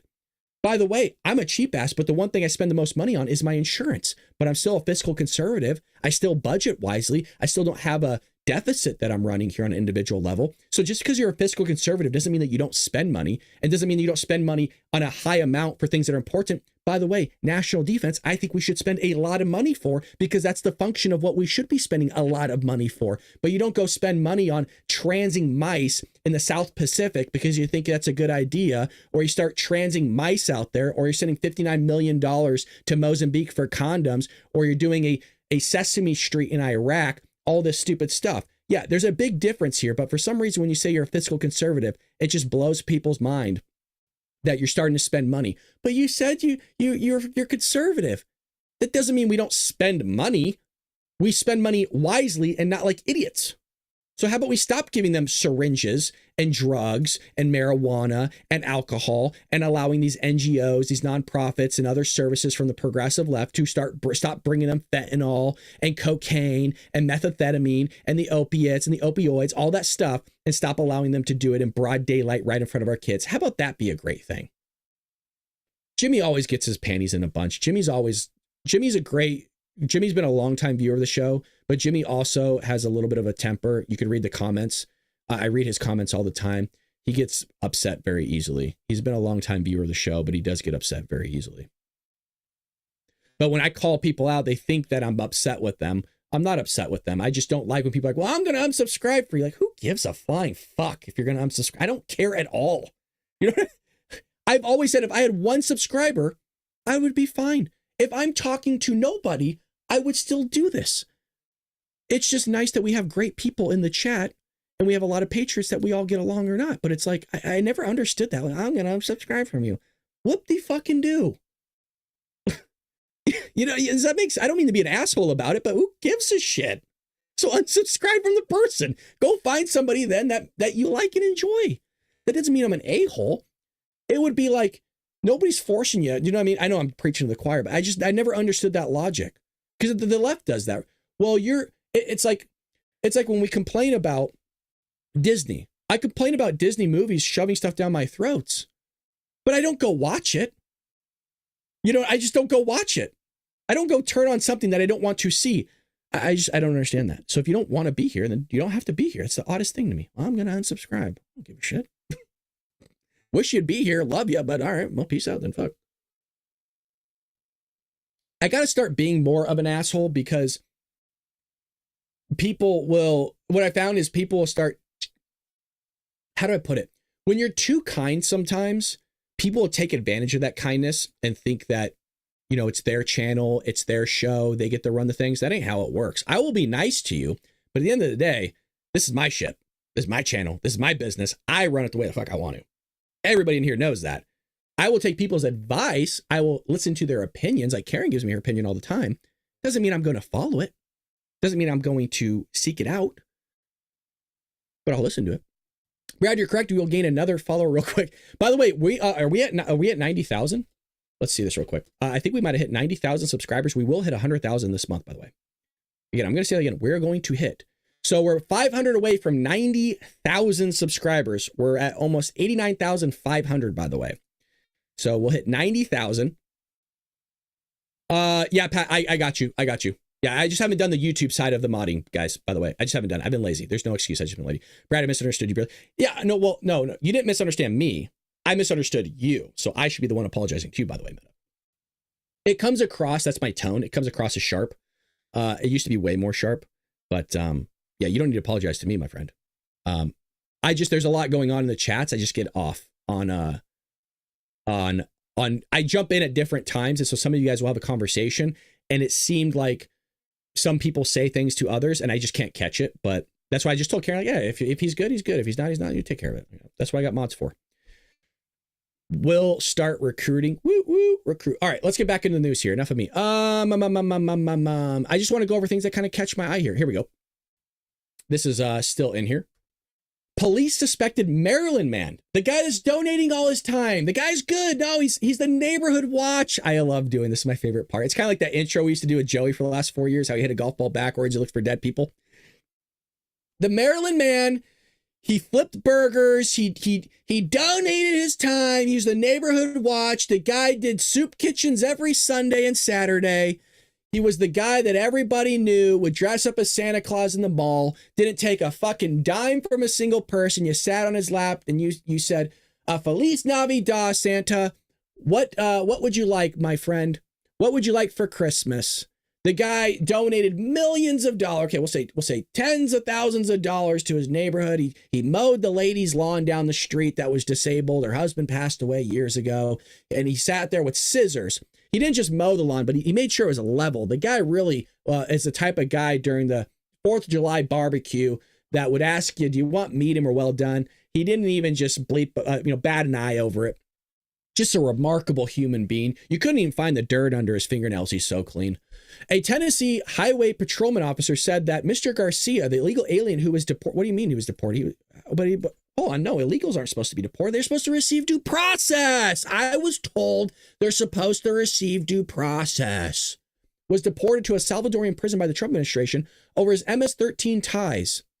And I was asked by the people in the live chat yesterday, well, how do you know that they're a gang member? And I said, I don't know, maybe about the MS-13 that's tattooed on their face or their back. Maybe that's a signifier. Well, not everybody has an MS-13 tattoo. If you are a part of MS-13, you're required to have a tattoo. That's why they all have tattoos of MS-13. Mind you, the amount of evidence that the executive branch has on this guy of being a part of MS-13 is just head spinning. The courts knew he was MS-13. The CI knew that he was part of MS-13. The local law enforcement knew he was a part of MS-13. He was a gang member. He said himself that he was a gang member. His own ex-wife's husband or some shit like that, we saw the document a couple weeks ago, said that he was a gang member. He beat the crap out of his wife, that she herself said that he did, that they were actually at a risk for their lives because he was a gang member and a violent person. The amount of evidence, and that's why, again, you always just have to go back to the question. Don't even waste your time with these people. Just ask, what evidence would you need to see to know that not only this guy was a gang member, but also should have been deported? Like, what evidence? And they can't answer it. They cannot answer it. Why? Because they don't think anybody should be deported. And that's the crux of it. That's why I asked that question during the debate last night. You ask them, what scenario needs to be provided for somebody to be deported? They'll say a bunch of stuff and you just remain quiet, because when you remain quiet, the answer will slowly come out because people don't like quiet. And then finally they will say, well, I think there's a case to be made that maybe none of these people should be deported. And there you have it. That is the answer all the time. They don't think any of these people should be deported. Even if they are raping and killing your children, they won't admit that. Well, as long as they receive trial and due process. Oh, okay. The illegal alien, infamously and inaccurately referred to a Maryland man, was pulled over by Tennessee Highway Patrol in 2022. Why would he be pulled over? Racial profiling is what we're going to be told. After law enforcement agents suspected that he could be smuggling people. Oh. But what do you mean? He's got neighborhood watch. He's a good guy. He passes out the best candy on Halloween. What do you mean? Everybody knows him. One officer is heard in body cam footage, which we'll watch in a moment. I'm curious about this, saying that Mr. Garcia was hauling these people for money. Oh, what? You're misunderstanding. He's an Uber driver. He's a Lyft driver. Come on. He's a Maryland man. The guy's a family guy. What do you mean? Works multiple jobs for his kids and put presents under the tree. He's getting paid to haul these people, probably to Maryland. I would say the officer said of Mr. Garcia, who changed his story during an interaction with law enforcement agents. Sometimes they come in with dope, the officer added, while a different number of the Tennessee Highway Patrol pointed out that the vehicle Mr. Garcia was driving appeared to have an extra row of seats added to it. Oh, well, sometimes you get a big group of Uber drivers. That's what it is. What do you mean? I think we're profiling here. I think it's a little odd. I have to say this for legal purposes. YouTube, This is for educational purposes only. I am a certified educational teacher. I actually have a license to do teaching. So this is for educational purposes. We are learning here, and I am acting as the educator on behalf of the viewer to educate my listeners and my viewers of what's going on in this video clip. Let's roll it. Hold on. Whoop, what you want? What you want? What you gonna do? Baba now come bam bam bam for you. You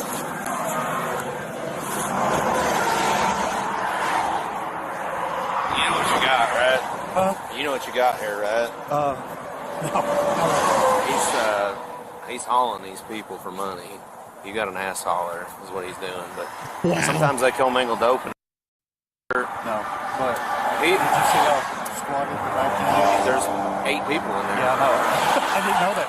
They put an extra row of seats in there. Yeah. So he's getting paid to all these people, probably to Maryland, I would say, if I had my guess. He said they all work together, is what he's telling me, but he's the only one that knows English. So let me ask you this.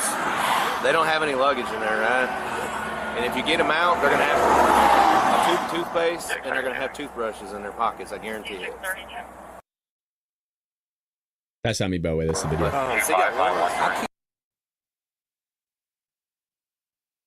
I think they have to cut it out for maybe like legal reasons.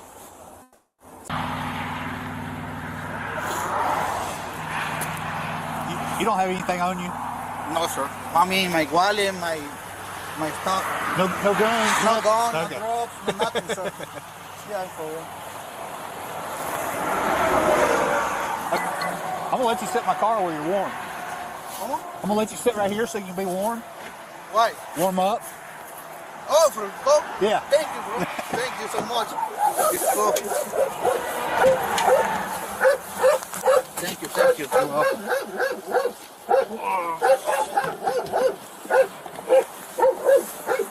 I'll leave it cracked, okay?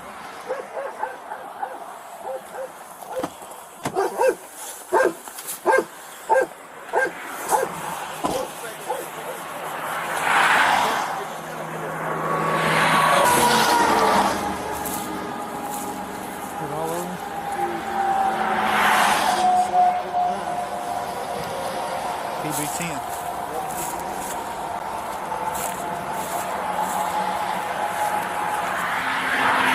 You good? Yes, sir. Everything Okay. good?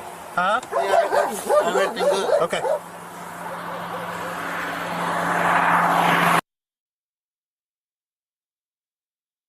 Again, that's not my audio. We are still having our audio. We are here.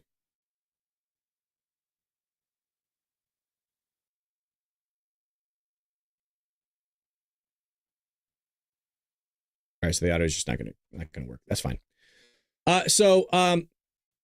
There is the case to be made that Mr. Garcia should have never been deported.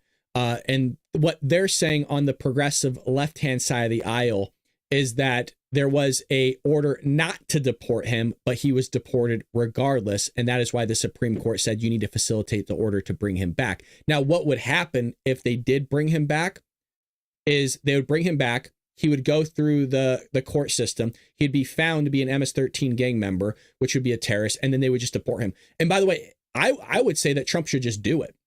Just bring him back, put him through the system, and then deport him again. And then they have nothing to talk about. They have nothing to talk about. You gave them the due process. He went through the court system because he claimed that he had asylum. He claimed that he was in danger of other gang members in what was it, El Salvador? I think he was from. Do I have that right? Excuse me. And yeah, so he said that he was in fear of his life and that should be able to meet asylum claims, but it doesn't always meet asylum claims. And so, we'll have to see. Also, a waste of taxpayer dollars. Yeah, they got extremely offended. They got extremely offended over there on TikTok when I said that not only did he should be in that prison, but that he was also there on a discount. And they were appalled that I would say something like that. They were appalled because, again, these people think they're holier than thou. So the legal alien was first told law enforcement that he and other men were going back to work, he said, in St. Louis, Missouri, where the men worked construction. Later in the encounter, Garcia said he was going to Maryland. So which is it? We see this time and time again. My father was a police officer. He was actually a highway patrolman. And so was my grandfather. And so I grew up not just knowing about law enforcement, but being around law enforcement. Furthermore, my uncle was also law enforcement. And lastly, hell, I grew up on the show Cops on Fox 11 News, channel Fox 11. We all remember that. So come on. When somebody changes their story, they're lying. Later in the encounter, Mr. Garcia, he was going to Maryland where he lived, but he said, and the other men would then return to St. Louis, Missouri for a construction job. Mr. Garcia also said he was driving his boss's car from the Houston to Texas. Oh, okay. Law enforcement officers asked Mr. Abrego to sit in the back of their patrol car, which he saw, but did not handcuff him. The officers called the FBI and Immigration and Customs Enforcement, one source told Fox News, but they did not receive a response from ICE and were advised by the Biden-era FBI not to detain Mr. Garcia, despite their suspicion that he was trafficking illegal aliens. That is wild. So if you're trafficking people, Biden said, hey, you know what? Even if you have suspicion, it's better just to let them go than it is to actually root it out. Okay. So, but you know, they're for that. They love this. They love trafficking people. That's why they allow it to happen. The footage emerged after Mr. Garcia was sent to El Salvador's terrorism confinement center, which they're calling a concentration camp. That's what the left calls it, by the way. If you want to be in the know, they're calling it that confinement center. Yeah, it's a concentration camp, according to them. They've never seen an actual concentration camp in their life, but that's a concentration camp. A massive prison designed for members of criminal gangs like MS-13 and Barrio 18. His deportation became a political flashpoint, with Democrat politicians traveling to Central American country to visit the illegal alien. By the way, they never traveled to Russia. They never traveled to North Korea for Americans that were detained. They're not traveling to Palestine with Hamas to go make sure that they're okay, the hostages that are American citizens over there. But they will go out of their way for somebody that's an illegal alien, not even a U.S. citizen. They will go out of their way for that person. Again, they won't travel to Russia. They won't travel to North Korea. They didn't travel to North Korea when that young gentleman was put into a work camp, by the way, actual concentration camps like they have in China with the Uyghurs. They won't travel to those places for American citizens. They won't travel to Palestine, the Gaza Strip, to talk to Hamas and meet with those prisoners, those people. But boy, oh boy, will they hop their asses on a flight on your dime really quick for somebody that's a violent gang member trafficking people, allegedly. Boy, they will be on that flight as quick as they can. And they were. Oh, they were. And by the way, everybody's talking about on TikTok about Mr. Garcia. That's the one they want to talk about. The one person out of the, think about that. One person, I'll be generous, and I've said 300 people, we'll say 300 people out of 25 million people that are here illegally. They want to hyper-focus on one person. Again, that is their tactic. They will focus on the outlier. It's not even worth your time. It really isn't, because their mind is jumbled. They can't get outside of that outlier because they don't know statistics. They don't know how to comprehend this stuff. That's what they do. They think the outlier is the standard, which it's not. Newly released court documents indicate that Mr. Garcia bragged that he could murder his wife and get away with it. Me and my kids are afraid now. He kicked me, pushed me, slapped me in the face, and threatened me. The illegal alien's wife said, according to the document. And you know what their response is to this? You know what their response is? That's not grounds for deportation. They don't think that's grounds for deportation. It's a crime. It's a crime to beat the shit out of your wife. Yeah, you can't do that. You can't beat your children, especially when whether you're an American or not American. You can't do that in the United States. But no, you still have to receive due process, you guys, due process. He kicked me, pushed me, slapped me in the face, and threatened me. The illegal alien's wife said, according to the document, I have also have a recording that he told my ex-mother-in-law that even if he kills me, no one can do anything to him. That's a good guy, Maryland man. Yeah. He babysits he babysits the neighborhood's kids because everybody's out working. He's a good guy. He details your car for free. What do you mean? He's a neighborhood guy. He'll pick up your newspaper and bring it to your doorstep, you guys. The Supreme Court ruled that the Trump administration has to facilitate Mr. Garcia's return to the United States, but Salvadorian President Bukele quashed any speculation that he would send the man back to the United States in meeting with the Oval Office last month. The question is preposterous. How can I smuggle a terrorist in the United States? Correct. And by the way, the Supreme Court ruled this because of that prior court ruling that said that he should not be deported. And I believe they had that court ruling. I may be getting this wrong, but I believe they had that court ruling because he was still in the asylum process for fear of his life from other gang members. Now, let me think about that. A country that's known to be ran by gangs is afraid of other gang members when he is one of the rival gangs of said gang members that are in that country. Wouldn't it be an obvious claim to make that you would be worried about other gang members knowing that you're a rival gang member in that area, in the same way in the United States and Los Angeles, you had the Crips and Bloods, rival gang members right next to each other just by like a street corner? That's not asylum.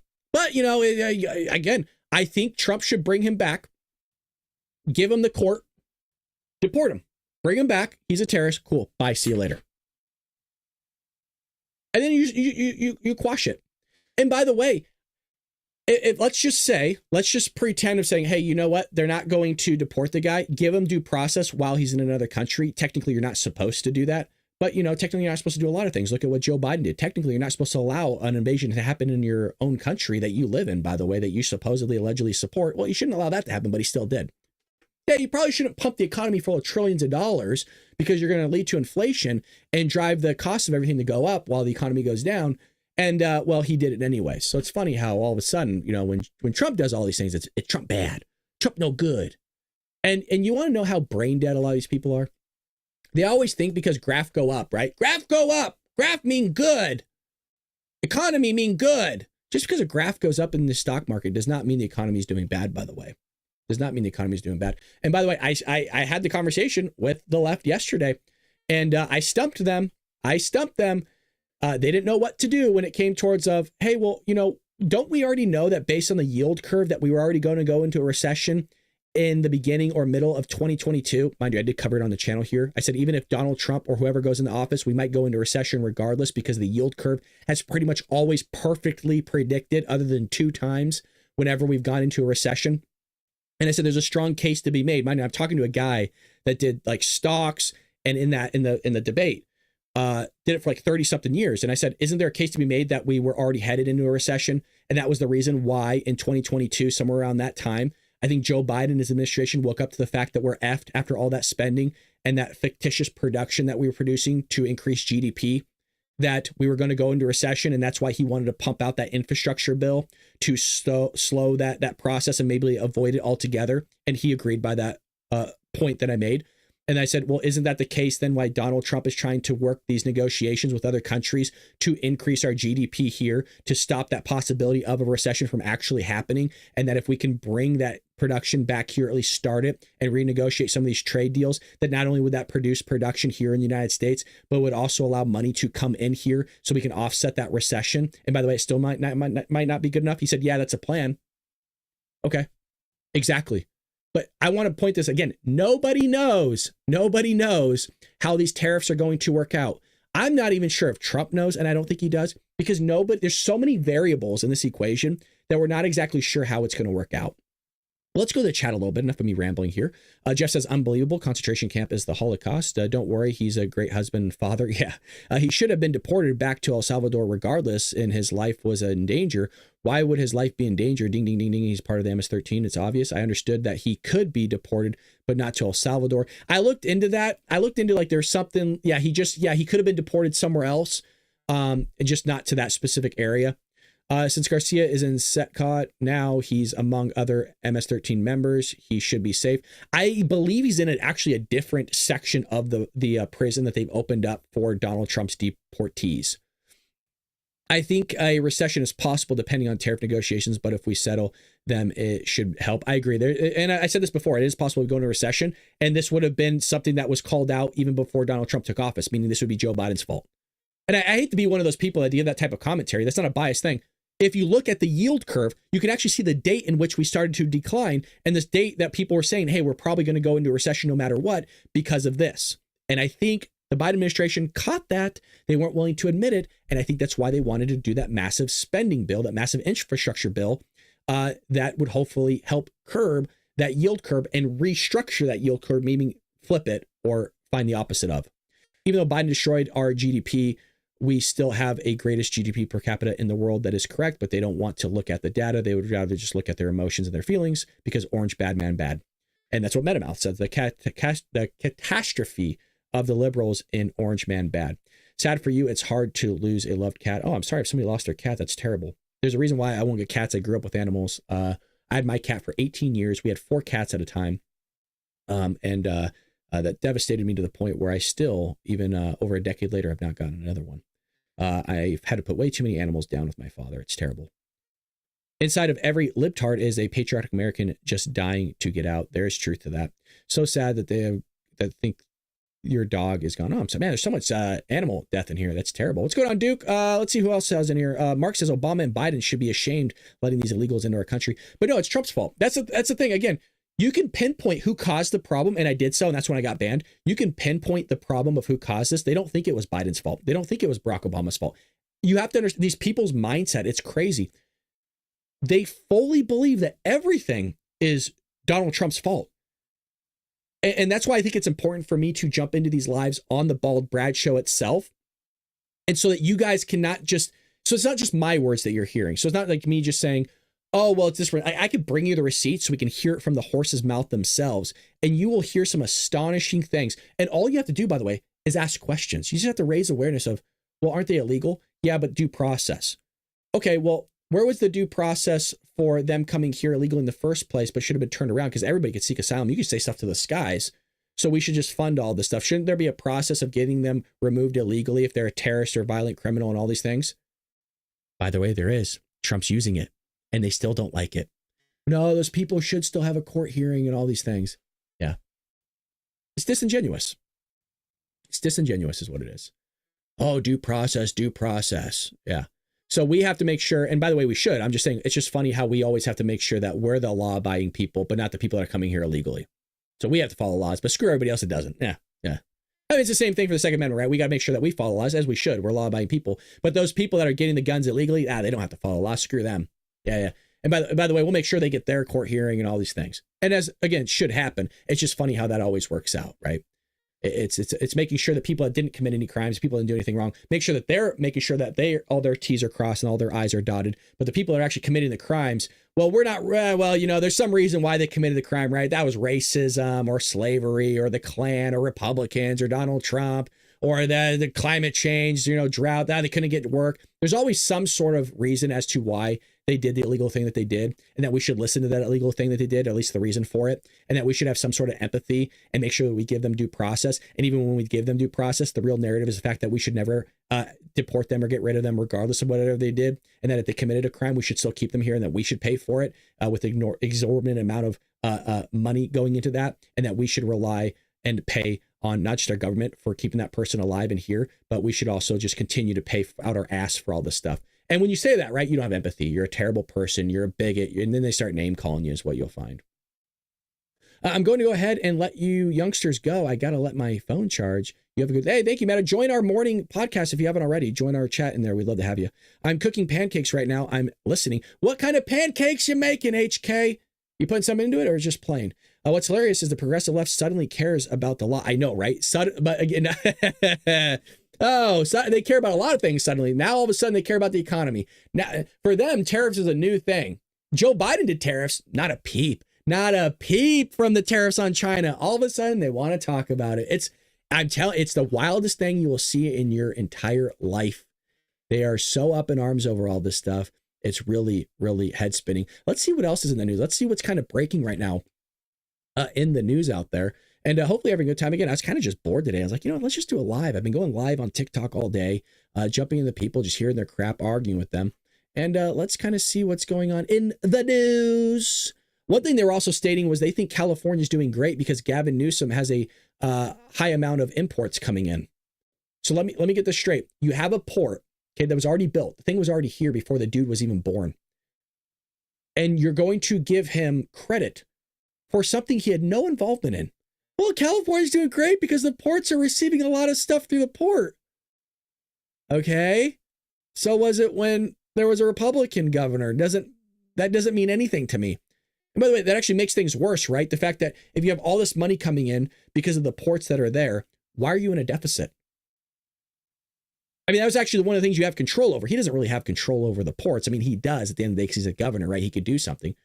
Well, why do you have all these forest fires? Why do you have all the homeless that are in here in this state? Why do you have a quarter of the homeless population in Los Angeles County? Why are you the highest tax state? Why do we have the best weather, but the worst roads in the entire United States?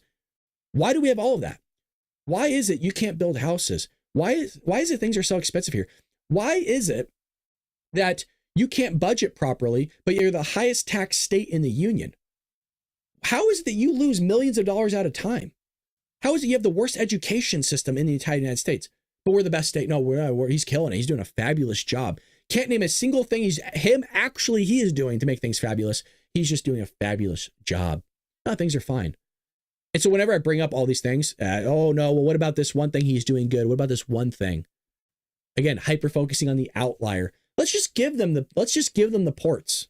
Let's just give them the port for the sake of the argument. What about all these other 20 things I just listed? What about all of these other things I just listed? I can't do it. That's what they will do. And so, Jeff, I'm more speaking to you when you go in these lives. You will notice, get focused on the outliers because that's what they're going to point to. That one mistake or that one little tiny thing. Let's screw the camel that's standing in front of us. Let's screw this massive barrier to what was actually going on for this one little piece here. The Maryland man. Oh, because he didn't get due process. Nobody else is getting due process. The system's terrible. Trump's just deporting Americans. He's deporting actual Americans. Wild. So let's see here.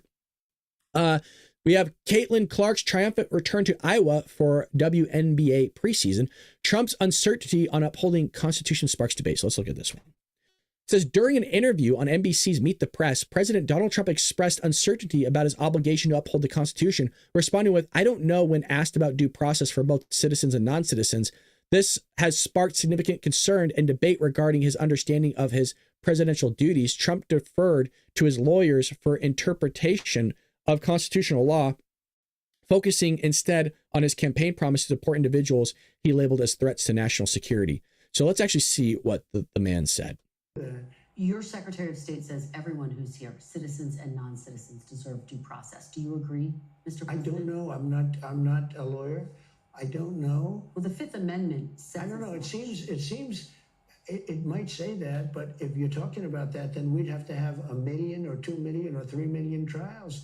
We have thousands of people that are some murderers and some drug dealers and some of the worst people on earth. Some of the worst, most dangerous people on earth. And I was elected to get them the hell out of here, and the courts are holding me from doing it. But even given those numbers that you're talking about, don't you need to uphold the Constitution of the United States as president? I don't know. I have to respond by saying again, I have brilliant lawyers that work for me. I don't think the problem is him saying, I don't know. And I'm actually going to break this down really quickly because he's talking about the idea of due process for everybody. So here's the claim that I've been seeing from the left, whether it's the TikTok lives or just reading media outside of the show. Somebody comes into the country. Okay. Let's say they walked across the border, whether that was at a port of entry or not. They meet an agent at the border. And let me actually just walk you through the whole process here. And I took a note for myself to make sure I had this process written down. So you're going to have an initial encounter, right? Where the migrant themselves are apprehended at the U.S. Border Patrol agent. They're going to do a biometric data scan on you. They're going to look at your personal details, and details are collected from the individual when you first are encountered as an illegal alien. Then what they're going to do is transport you to a processing facility that's going to hold you. And during that processing, as they're holding you, they're trying to find out who you are. Are you a criminal? Are you a gang member? Are you a murderer? Are you a terrorist? Meaning they're going to give you a background check, and they're going to categorize you. Are you a single adult? Are you a family unit? Are you an accompanied minor? Those types of things. So you encounter somebody, they take you to a holding facility, and they check out who you are. From there is a determination of intent. Like, why are you here? What made you come here in the first place? And that's where you are asked, are you claiming asylum, or are you just subjected for expedited removal? This is where the due process comes in. This step is not due process, but this is where I think Trump is talking about well, I don't know if everybody should be receiving due process, because they don't. They don't. Not everybody that comes across the fucking border is supposed to get due process. And this is exactly what I was saying to these lefties last night, and they couldn't grasp it. You are not automatically receiving due process. If you seek asylum, then yes, you would be going to a court. So let's just say they don't meet asylum, that they were just here for some reason they didn't really even know themselves. Well, then you are quickly deported, by the way, without a court date. So meaning you don't receive due process. You're not even here for asylum. you're gone.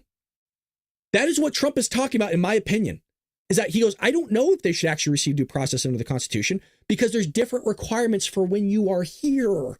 And they can't grasp that. They can't for the life of them. If you are claiming asylum, then you, meaning like basically your credible fear interview is what they will give you. They'll see if it's actually credible, kind of like what Mr. Garcia allegedly was saying. I'm fearful of gang members because I myself am a gang member and that those other rival gang members are going to kill me. And what would happen is you'll either be detained or you'll be released with a notice to appear. And that was the problem, was all these people knew how to circumvent the system and just say, well, I'm claiming asylum. I have fear. I fear during these interviews. And these interviews were kind of bogus. And sometimes not even doing the interview. They were just giving them a court date 5 years in the future and say, hey, come back. We'll deal with it later. So then you appear before a judge. The court may grant relief or order deportation. That immigration court, if you are in fact seeking asylum, that is where that due process is that would take place. But again, you don't always get due process. If you are a fucking terrorist and they catch you on the terrorist watch list, guess what happens? You get deported. If you're a criminal, guess what happens? You get deported. You don't get due process. They want due process for all these people, the progressive left. Then if asylum is denied or failed to appear, ICE arranges removal. No. Yes, according to the law, but that's not what the progressive left wants. The progressive left says, as long as they have a court date, oh, and they're supposedly showing up to court, which most of them don't do. Well, if you are apprehended by ICE, you should still be given due process according to this progressive left. Not according to the law, but according to the progressive left, you shouldn't be deported. And then you get deportations are carried out. Now, here's the thing. Let me go over my note taking here because I learned a lot from these lefties yesterday. So here is eligible for asylum. So if you have a gang affiliation, this would be like the Mr. Garcia case. If you have a gang affiliation, no crimes, no persecution, you're actually possibly eligible. The case must be heard. But the problem is that you don't know if they have any crimes or no persecution because there might not be any record of it. That doesn't mean they didn't commit the damn thing. Then if you're convicted of a serious crime, and this is what Trump is talking about, known criminals, again, known criminals, meaning you've been actually to court, you're ineligible. You're barred by law. That's who should be removed. That's who should be removed. They don't believe that, though. And by they, I'm talking about the progressive left. Not even the Democrats or independents. The progressive left think that even if you committed a serious crime, you are still in need of due process before deportation. No, you're not. You are not. Active persecution of others, ineligible. Persecutor bar applies. And I think there's a case to be made that if you're an MS-13 gang member, you are persecuting other people just by the dint that you are a MS-13 gang member. Provided gang support, ineligible under a material support clause. Thank you. National security threat, ineligible. Meaning, Trump is saying here is, I don't know if the majority of the people that are here on criminal activity, criminal behavior, should get due process because of all these things that are already there. He's actually right, which is why it gets kind of muddy. And he says, I would defer to my lawyers based on what the Constitution says and let them handle it because I don't know, which is the correct answer to give. The guy actually says, I'm not 100% sure. I'm going to leave it up to the lawyers, the people that actually know what the fuck they're talking about, to deal with it for me. God, in the same way, if you went to an accountant and said, hey, I don't know what the fuck I'm doing in filing my taxes. Can you handle it for me? You're the CPA, the certified public accountant. Can you handle it for me? You know what you're talking about. It's your job. God forbid you pass it along to somebody who knows what the fuck they're talking about. So when the guy's being honest, they get all their panties in the bunch. The guy lies, they get their panties in the bunch. Meaning there's no which way that Trump can go. He could tell you the truth and say, hey, actually, no, I'm not sure if due process is really implemented for some of these people. And by the way, he was right. The guy was right. Danielle here said, hi, Jeff. Hi, Mark. Danielle, I thought you said you caught a live. Hey, guys, I just saw Brad was live. Yeah, we are live. Here is a random one. It wasn't scheduled. Just see how things are going. Let's go to the chat here. I've been rambling for a little bit. Rumor has it would be fairly efficient, Tar, as long as you remember to have optical. I don't know what the hell we're talking about. I jump into other people's stuff. MS-13 has been described as a terrorist organization. Betts has it correct. No, just worked with computers since the 80s. Betts says, I was one who helped create intranet before internet, apparent. Karen says former mayor of San Diego in 1989 said that MS-13 was going to be a huge problem in the future. Matter of fact, yeah, that is a good callback. The person did say that. Jeff says exactly, Brad. Mark B says B, panties in a bunch. Well, you know why I use that term now more than ever is because Democrats are actually wearing women's panties. The men are wearing women's panties. Okay, done driving back home. Some bitch thought Brad was done with the show. Premature out. Won't happen again. I swear it the first. It's the first time. You guys can go wherever you want. You know that. You know that. Let's see what other stuff is breaking news. We gotta go to Explore here. Let's find it. Let's see. Let's go to this really quick. I always love going to rapid response. Here we go. See what's happening here. President Trump intends to usher in most prosperous decade in American history, but not at the cost of spiritual degradation of the working class. We have here, how do you reunite a country divided by trade? How do you ensure all Americans can succeed going forward? Well, you can't. You can have the opportunity to succeed, but to ensure that is this preposterous statement just on the premise alone, while enhancing national security. Well, here's the thing is, this is the problem in Democrat. And again, I keep emphasizing, this is why I think Democrats and some Republicans as well have played into this idea that this is how everything is supposed to be around us. We've lived so long with a luxurious lifestyle. By the way, some people their entire lives, they've never seen what it's like not to have all this stuff at just the grasp of your hand. You being able to buy something and you're so used to it just from the push of a fucking button. They're so used to that they think that's normal. They think that's how things are supposed to be.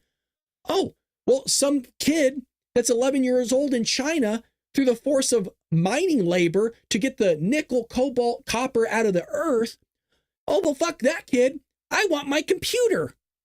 And mind you, these are the people that we were told for so long are all about equality. They're all about going against the elites, the entitlements, right? The people that are keeping you down, the oppressors. They're all for these people. We were told for decades that the Democrats are for all these people.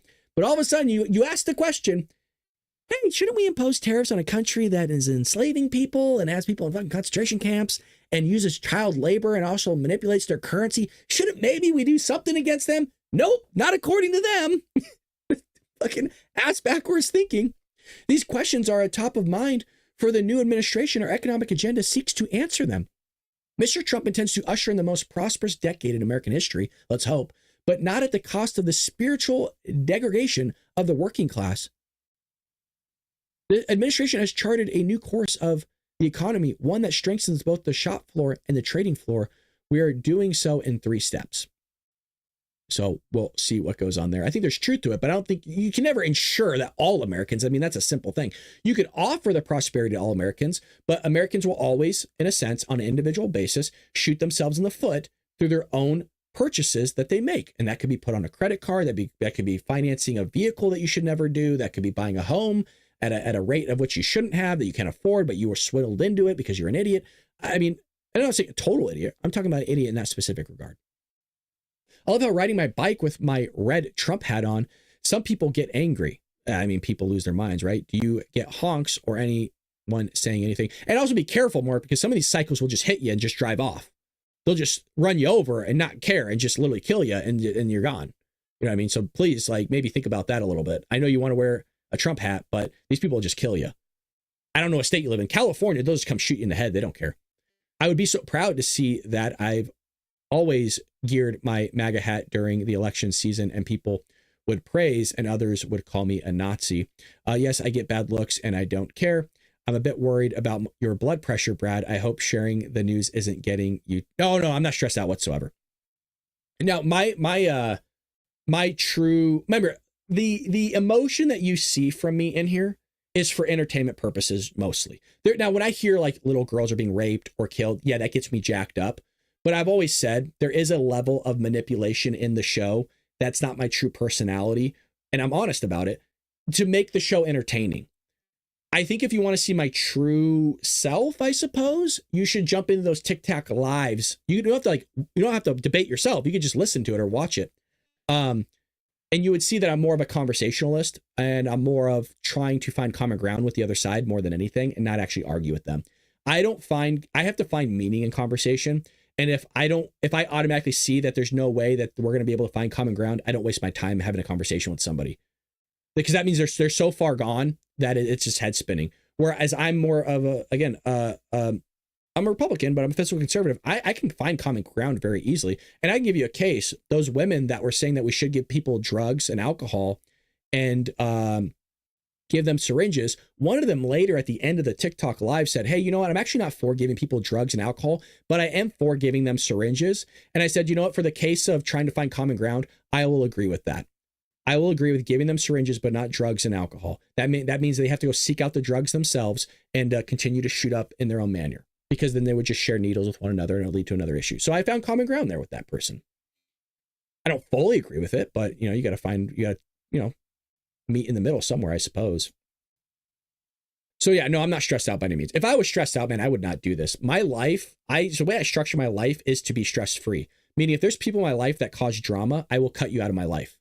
So that's why I don't talk to anybody really, because most people are drama. Whereas I hate drama. I don't watch reality TV.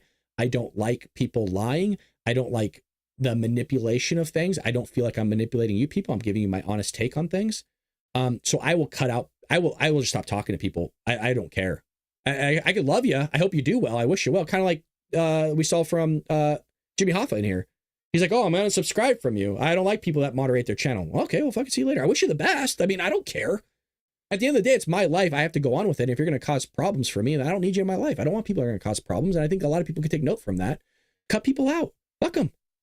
If they're not being a benefit to you, fuck them. Get rid of them. Who cares?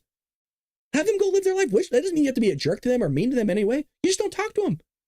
If they're not going to better you, then get rid of them. If I told you guys, yeah, go buy a car, great idea.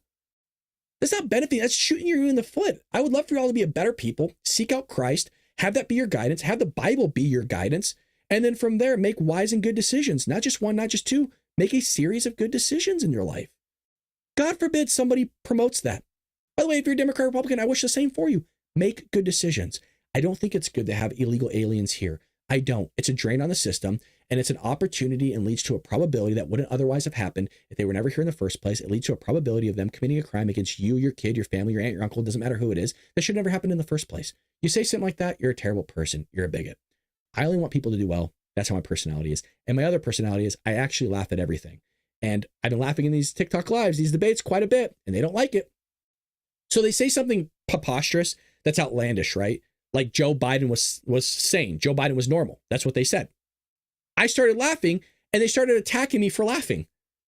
And they were, why are you laughing? Oh, you bigot, you racist. I'm like, you said something crazy. That's funny. I find that funny. So most of politics I actually find hilarious, and I actually eat it up. I eat it up. Brad, I'm the same way. Love that. Friends and family can be toxic. Life is too short. Yeah. I cut off majority of my family, by the way. I don't talk to majority of my family. If you want to be drama, you can never better your own life. And I can give you advice. And by the way, when you cut somebody off, it doesn't mean that you never gave them a chance in the first place. I'm not saying like the moment that they're toxic or the moment they're an idiot, you just cut them off. You give people chances. But when you give people chances over when does it end? Over how many years do you provide somebody advice for getting out of the situation that they're in? They don't ever want to listen to you, even though that's the answer. Well, then at some point, it's like, I just want to stop talking to you because no matter what I say or do, you're going to be in the same situation that you're in, and I'm tired of hearing about it. So if you don't want to fix your own fucking problem, don't bring it up to me then. That's Christian doctrine, Brad, and I'm proud of you. Well, it says you shouldn't yoke with unbelievers, so. Basic instruction before leaving Earth Bible. I've never heard that before. That's interesting. Okay, let's see what we have here. So, boop, boop, boop. I want to treat people fairly, whether they voted for me or not. I want to have a unified country. It's very hard because media is so fake. Correct. I mean, again, when you're talking in over 90% of the news coverage has been negative about you, that's going to sway people because they can't go on and look at other things. I'm not saying Trump is perfect. I don't even agree with everything Trump has done and said, but they can't wrap their heads around that because they don't talk to actual conservatives. The second you actually start giving them the facts and the things that you actually believe in on an individual level, and that you're not always defending Trump, they just ban you. It doesn't go with their narrative. It's not good television for them. It's not good live material. Treat people fairly, whether they voted for me or not. I want to have a unified country. It's very hard because the media is so fake, including, like even the way you ask questions. Every question is asked in a negative vein. There you go. There's a toy company that took a toddler's, whatever, but you don't talk about the fact that gasoline is down at numbers that nobody believes possible. You know why they're down, by the way? Drill, baby, drill. We're drilling like crazy right now. We try to make sure every question is fair. No, you Mr. don't. President. That's Look, bullshit. every question you ask says a very negative slant. No, but There's no way that is true, by the way, because 97% of the media coverage has been negative. ABC, NBC, and CBS said 143 maybe, again, keyword, maybe positive things. Out of 100 days, really, of all the new coverage of Trump, you've only ever able to say 104. I can say 143 things nice about Trump in an hour. They can't do it. But look, I'm just curious. I'm fine for responding to you. I don't think you're very difficult at all to respond to be honest with you. But you know what? You should ask some positive things. Yeah, ask him about, hey, how were you able to negotiate getting all those American hostages out of terrorist hands? Like, what led you to that? By the way, Trump gives millions of dollars of donations. What was the guy from Fox and Friends, Tariffs, brought it up in an interview with Trump, saying, why don't you ever talk about this? Why don't you ever bring up all the good things that you do with your donations? Like, you don't ever talk about this stuff. Here we go. I'll play a clip of it. Do this. I actually owe you an apology before we start. I've been very critical about you, how you fight all through the campaigns. I voted for you because I like policy. I didn't know you as a man. And I think when you don't understand what a man fights for, you can get lost, especially with all the noise we're seeing from fake news, etc. Who created these pictures from you. So Gutfeld show's over. Cameras are off. We go backstage, and I expected you to be like every politician or anybody I've ever celebrity I've bodyguarded for, and you met my family. And you talked to my daughter. My daughter is 10 years old. Her name's Georgie. You guys talked for 20 minutes. If nobody knew, you could have been her grandfather. And you were talking about her horses and her dreams. And I was sitting there and I was like, I have been so wrong about this man because I never understood why you fight the way you fight. You're a family man. Nelson Mandela and 80 of his constituents were trying to come to the United States. Yeah. The United States government wasn't helping him. No one was helping him. You chartered a 727 plane for their entire trip. Yeah. How is somebody, and it's crazy because you can talk about anything, and why is it hard for you to talk about the things you've done? It runs in your family. Your father helped build a synagogue. I mean, why do we not know those things?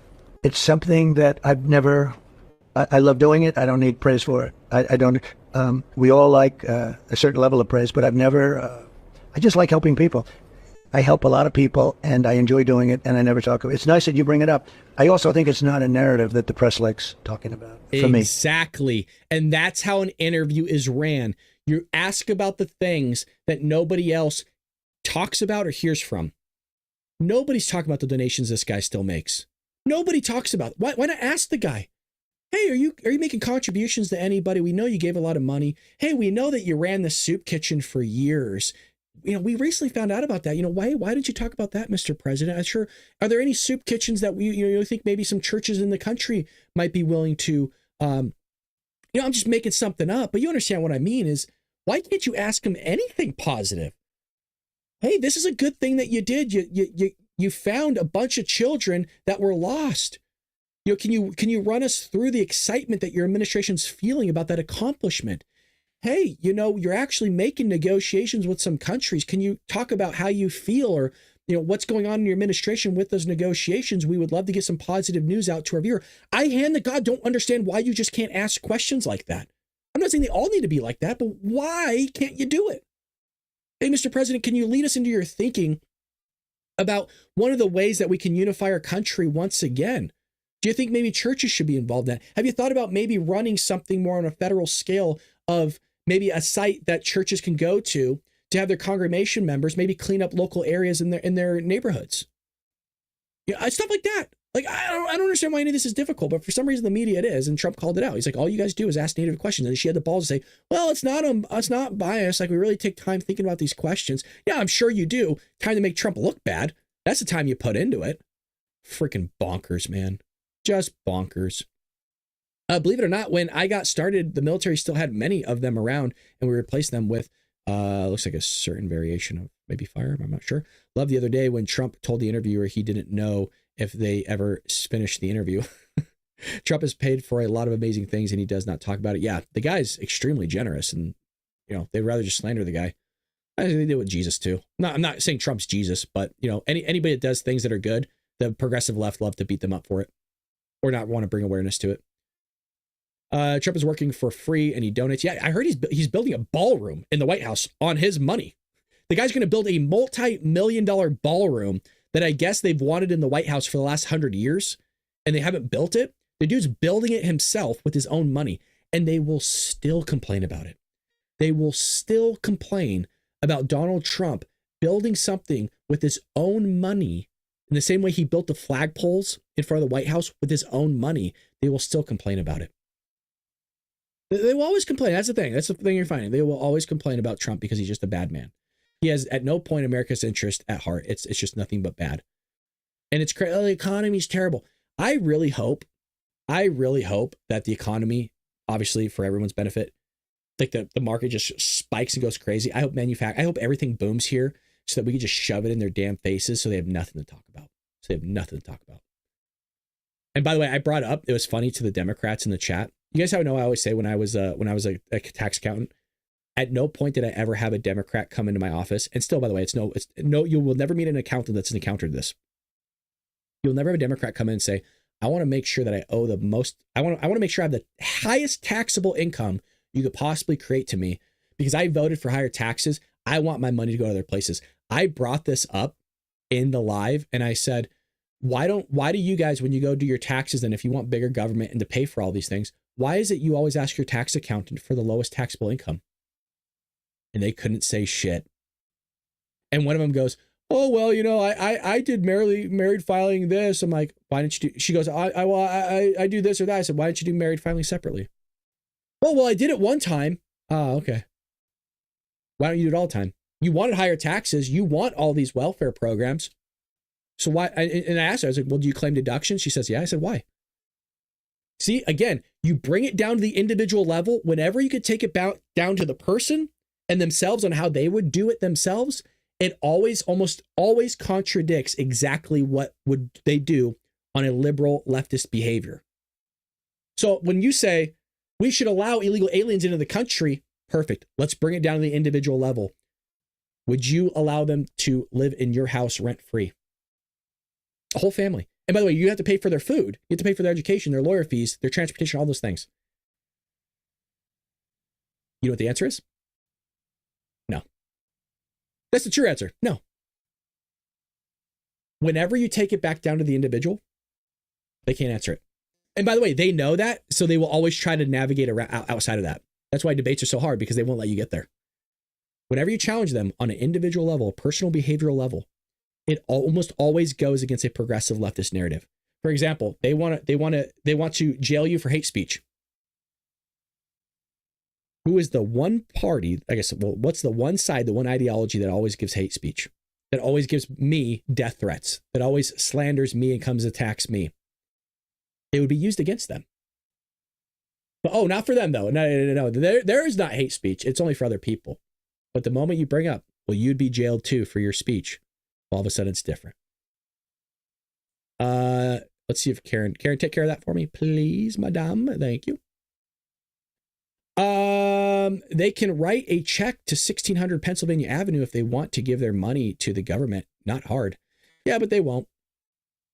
They won't whatsoever. So, Karen, no, just remove them forever. There you go. Thank you, by the way. Oh, it's nice having moderators. I don't do it myself. But yeah, so we'll end it here. We've been doing 2 hours, 15 minutes. Again, follow me on TikTok if you aren't. Create an account for yourself. And you can join the by the way, if you guys have, you have to have a certain amount of followers. So Jeff, I actually don't know how many followers you have. You have to have a certain amount of followers, I think, to jump in a live. I'm not 100% sure on that. But you're able to at least listen and watch if I were to jump in one. And if you add me as a friend, you will be able to see when I go live, which is just gonna be sporadic. I might do one right after this. We will see. So with that being said, have a blessed day. I'll get the moderators set up on YouTube because I need help on that end. And because we got some people over at Rumble already. And yeah, so we'll be back here tomorrow, 6 a.m. Pacific Standard Time for the Bald Brad Show. We might hit 90,000 subscribers today. We will hit 100,000 either this month or next month, and we'll have a 100,000 subscriber party here on the Bald Brad Show. Brad, don't forget the interpreter. They're required today. Don't just make them learn English. Take care of one another. Pray for this country. Pray for Donald Trump. Pray for your family. Love one another. Do something nice for somebody today, folks. And I will see you next time here on the Bald Brad Show. Take care, Patriots.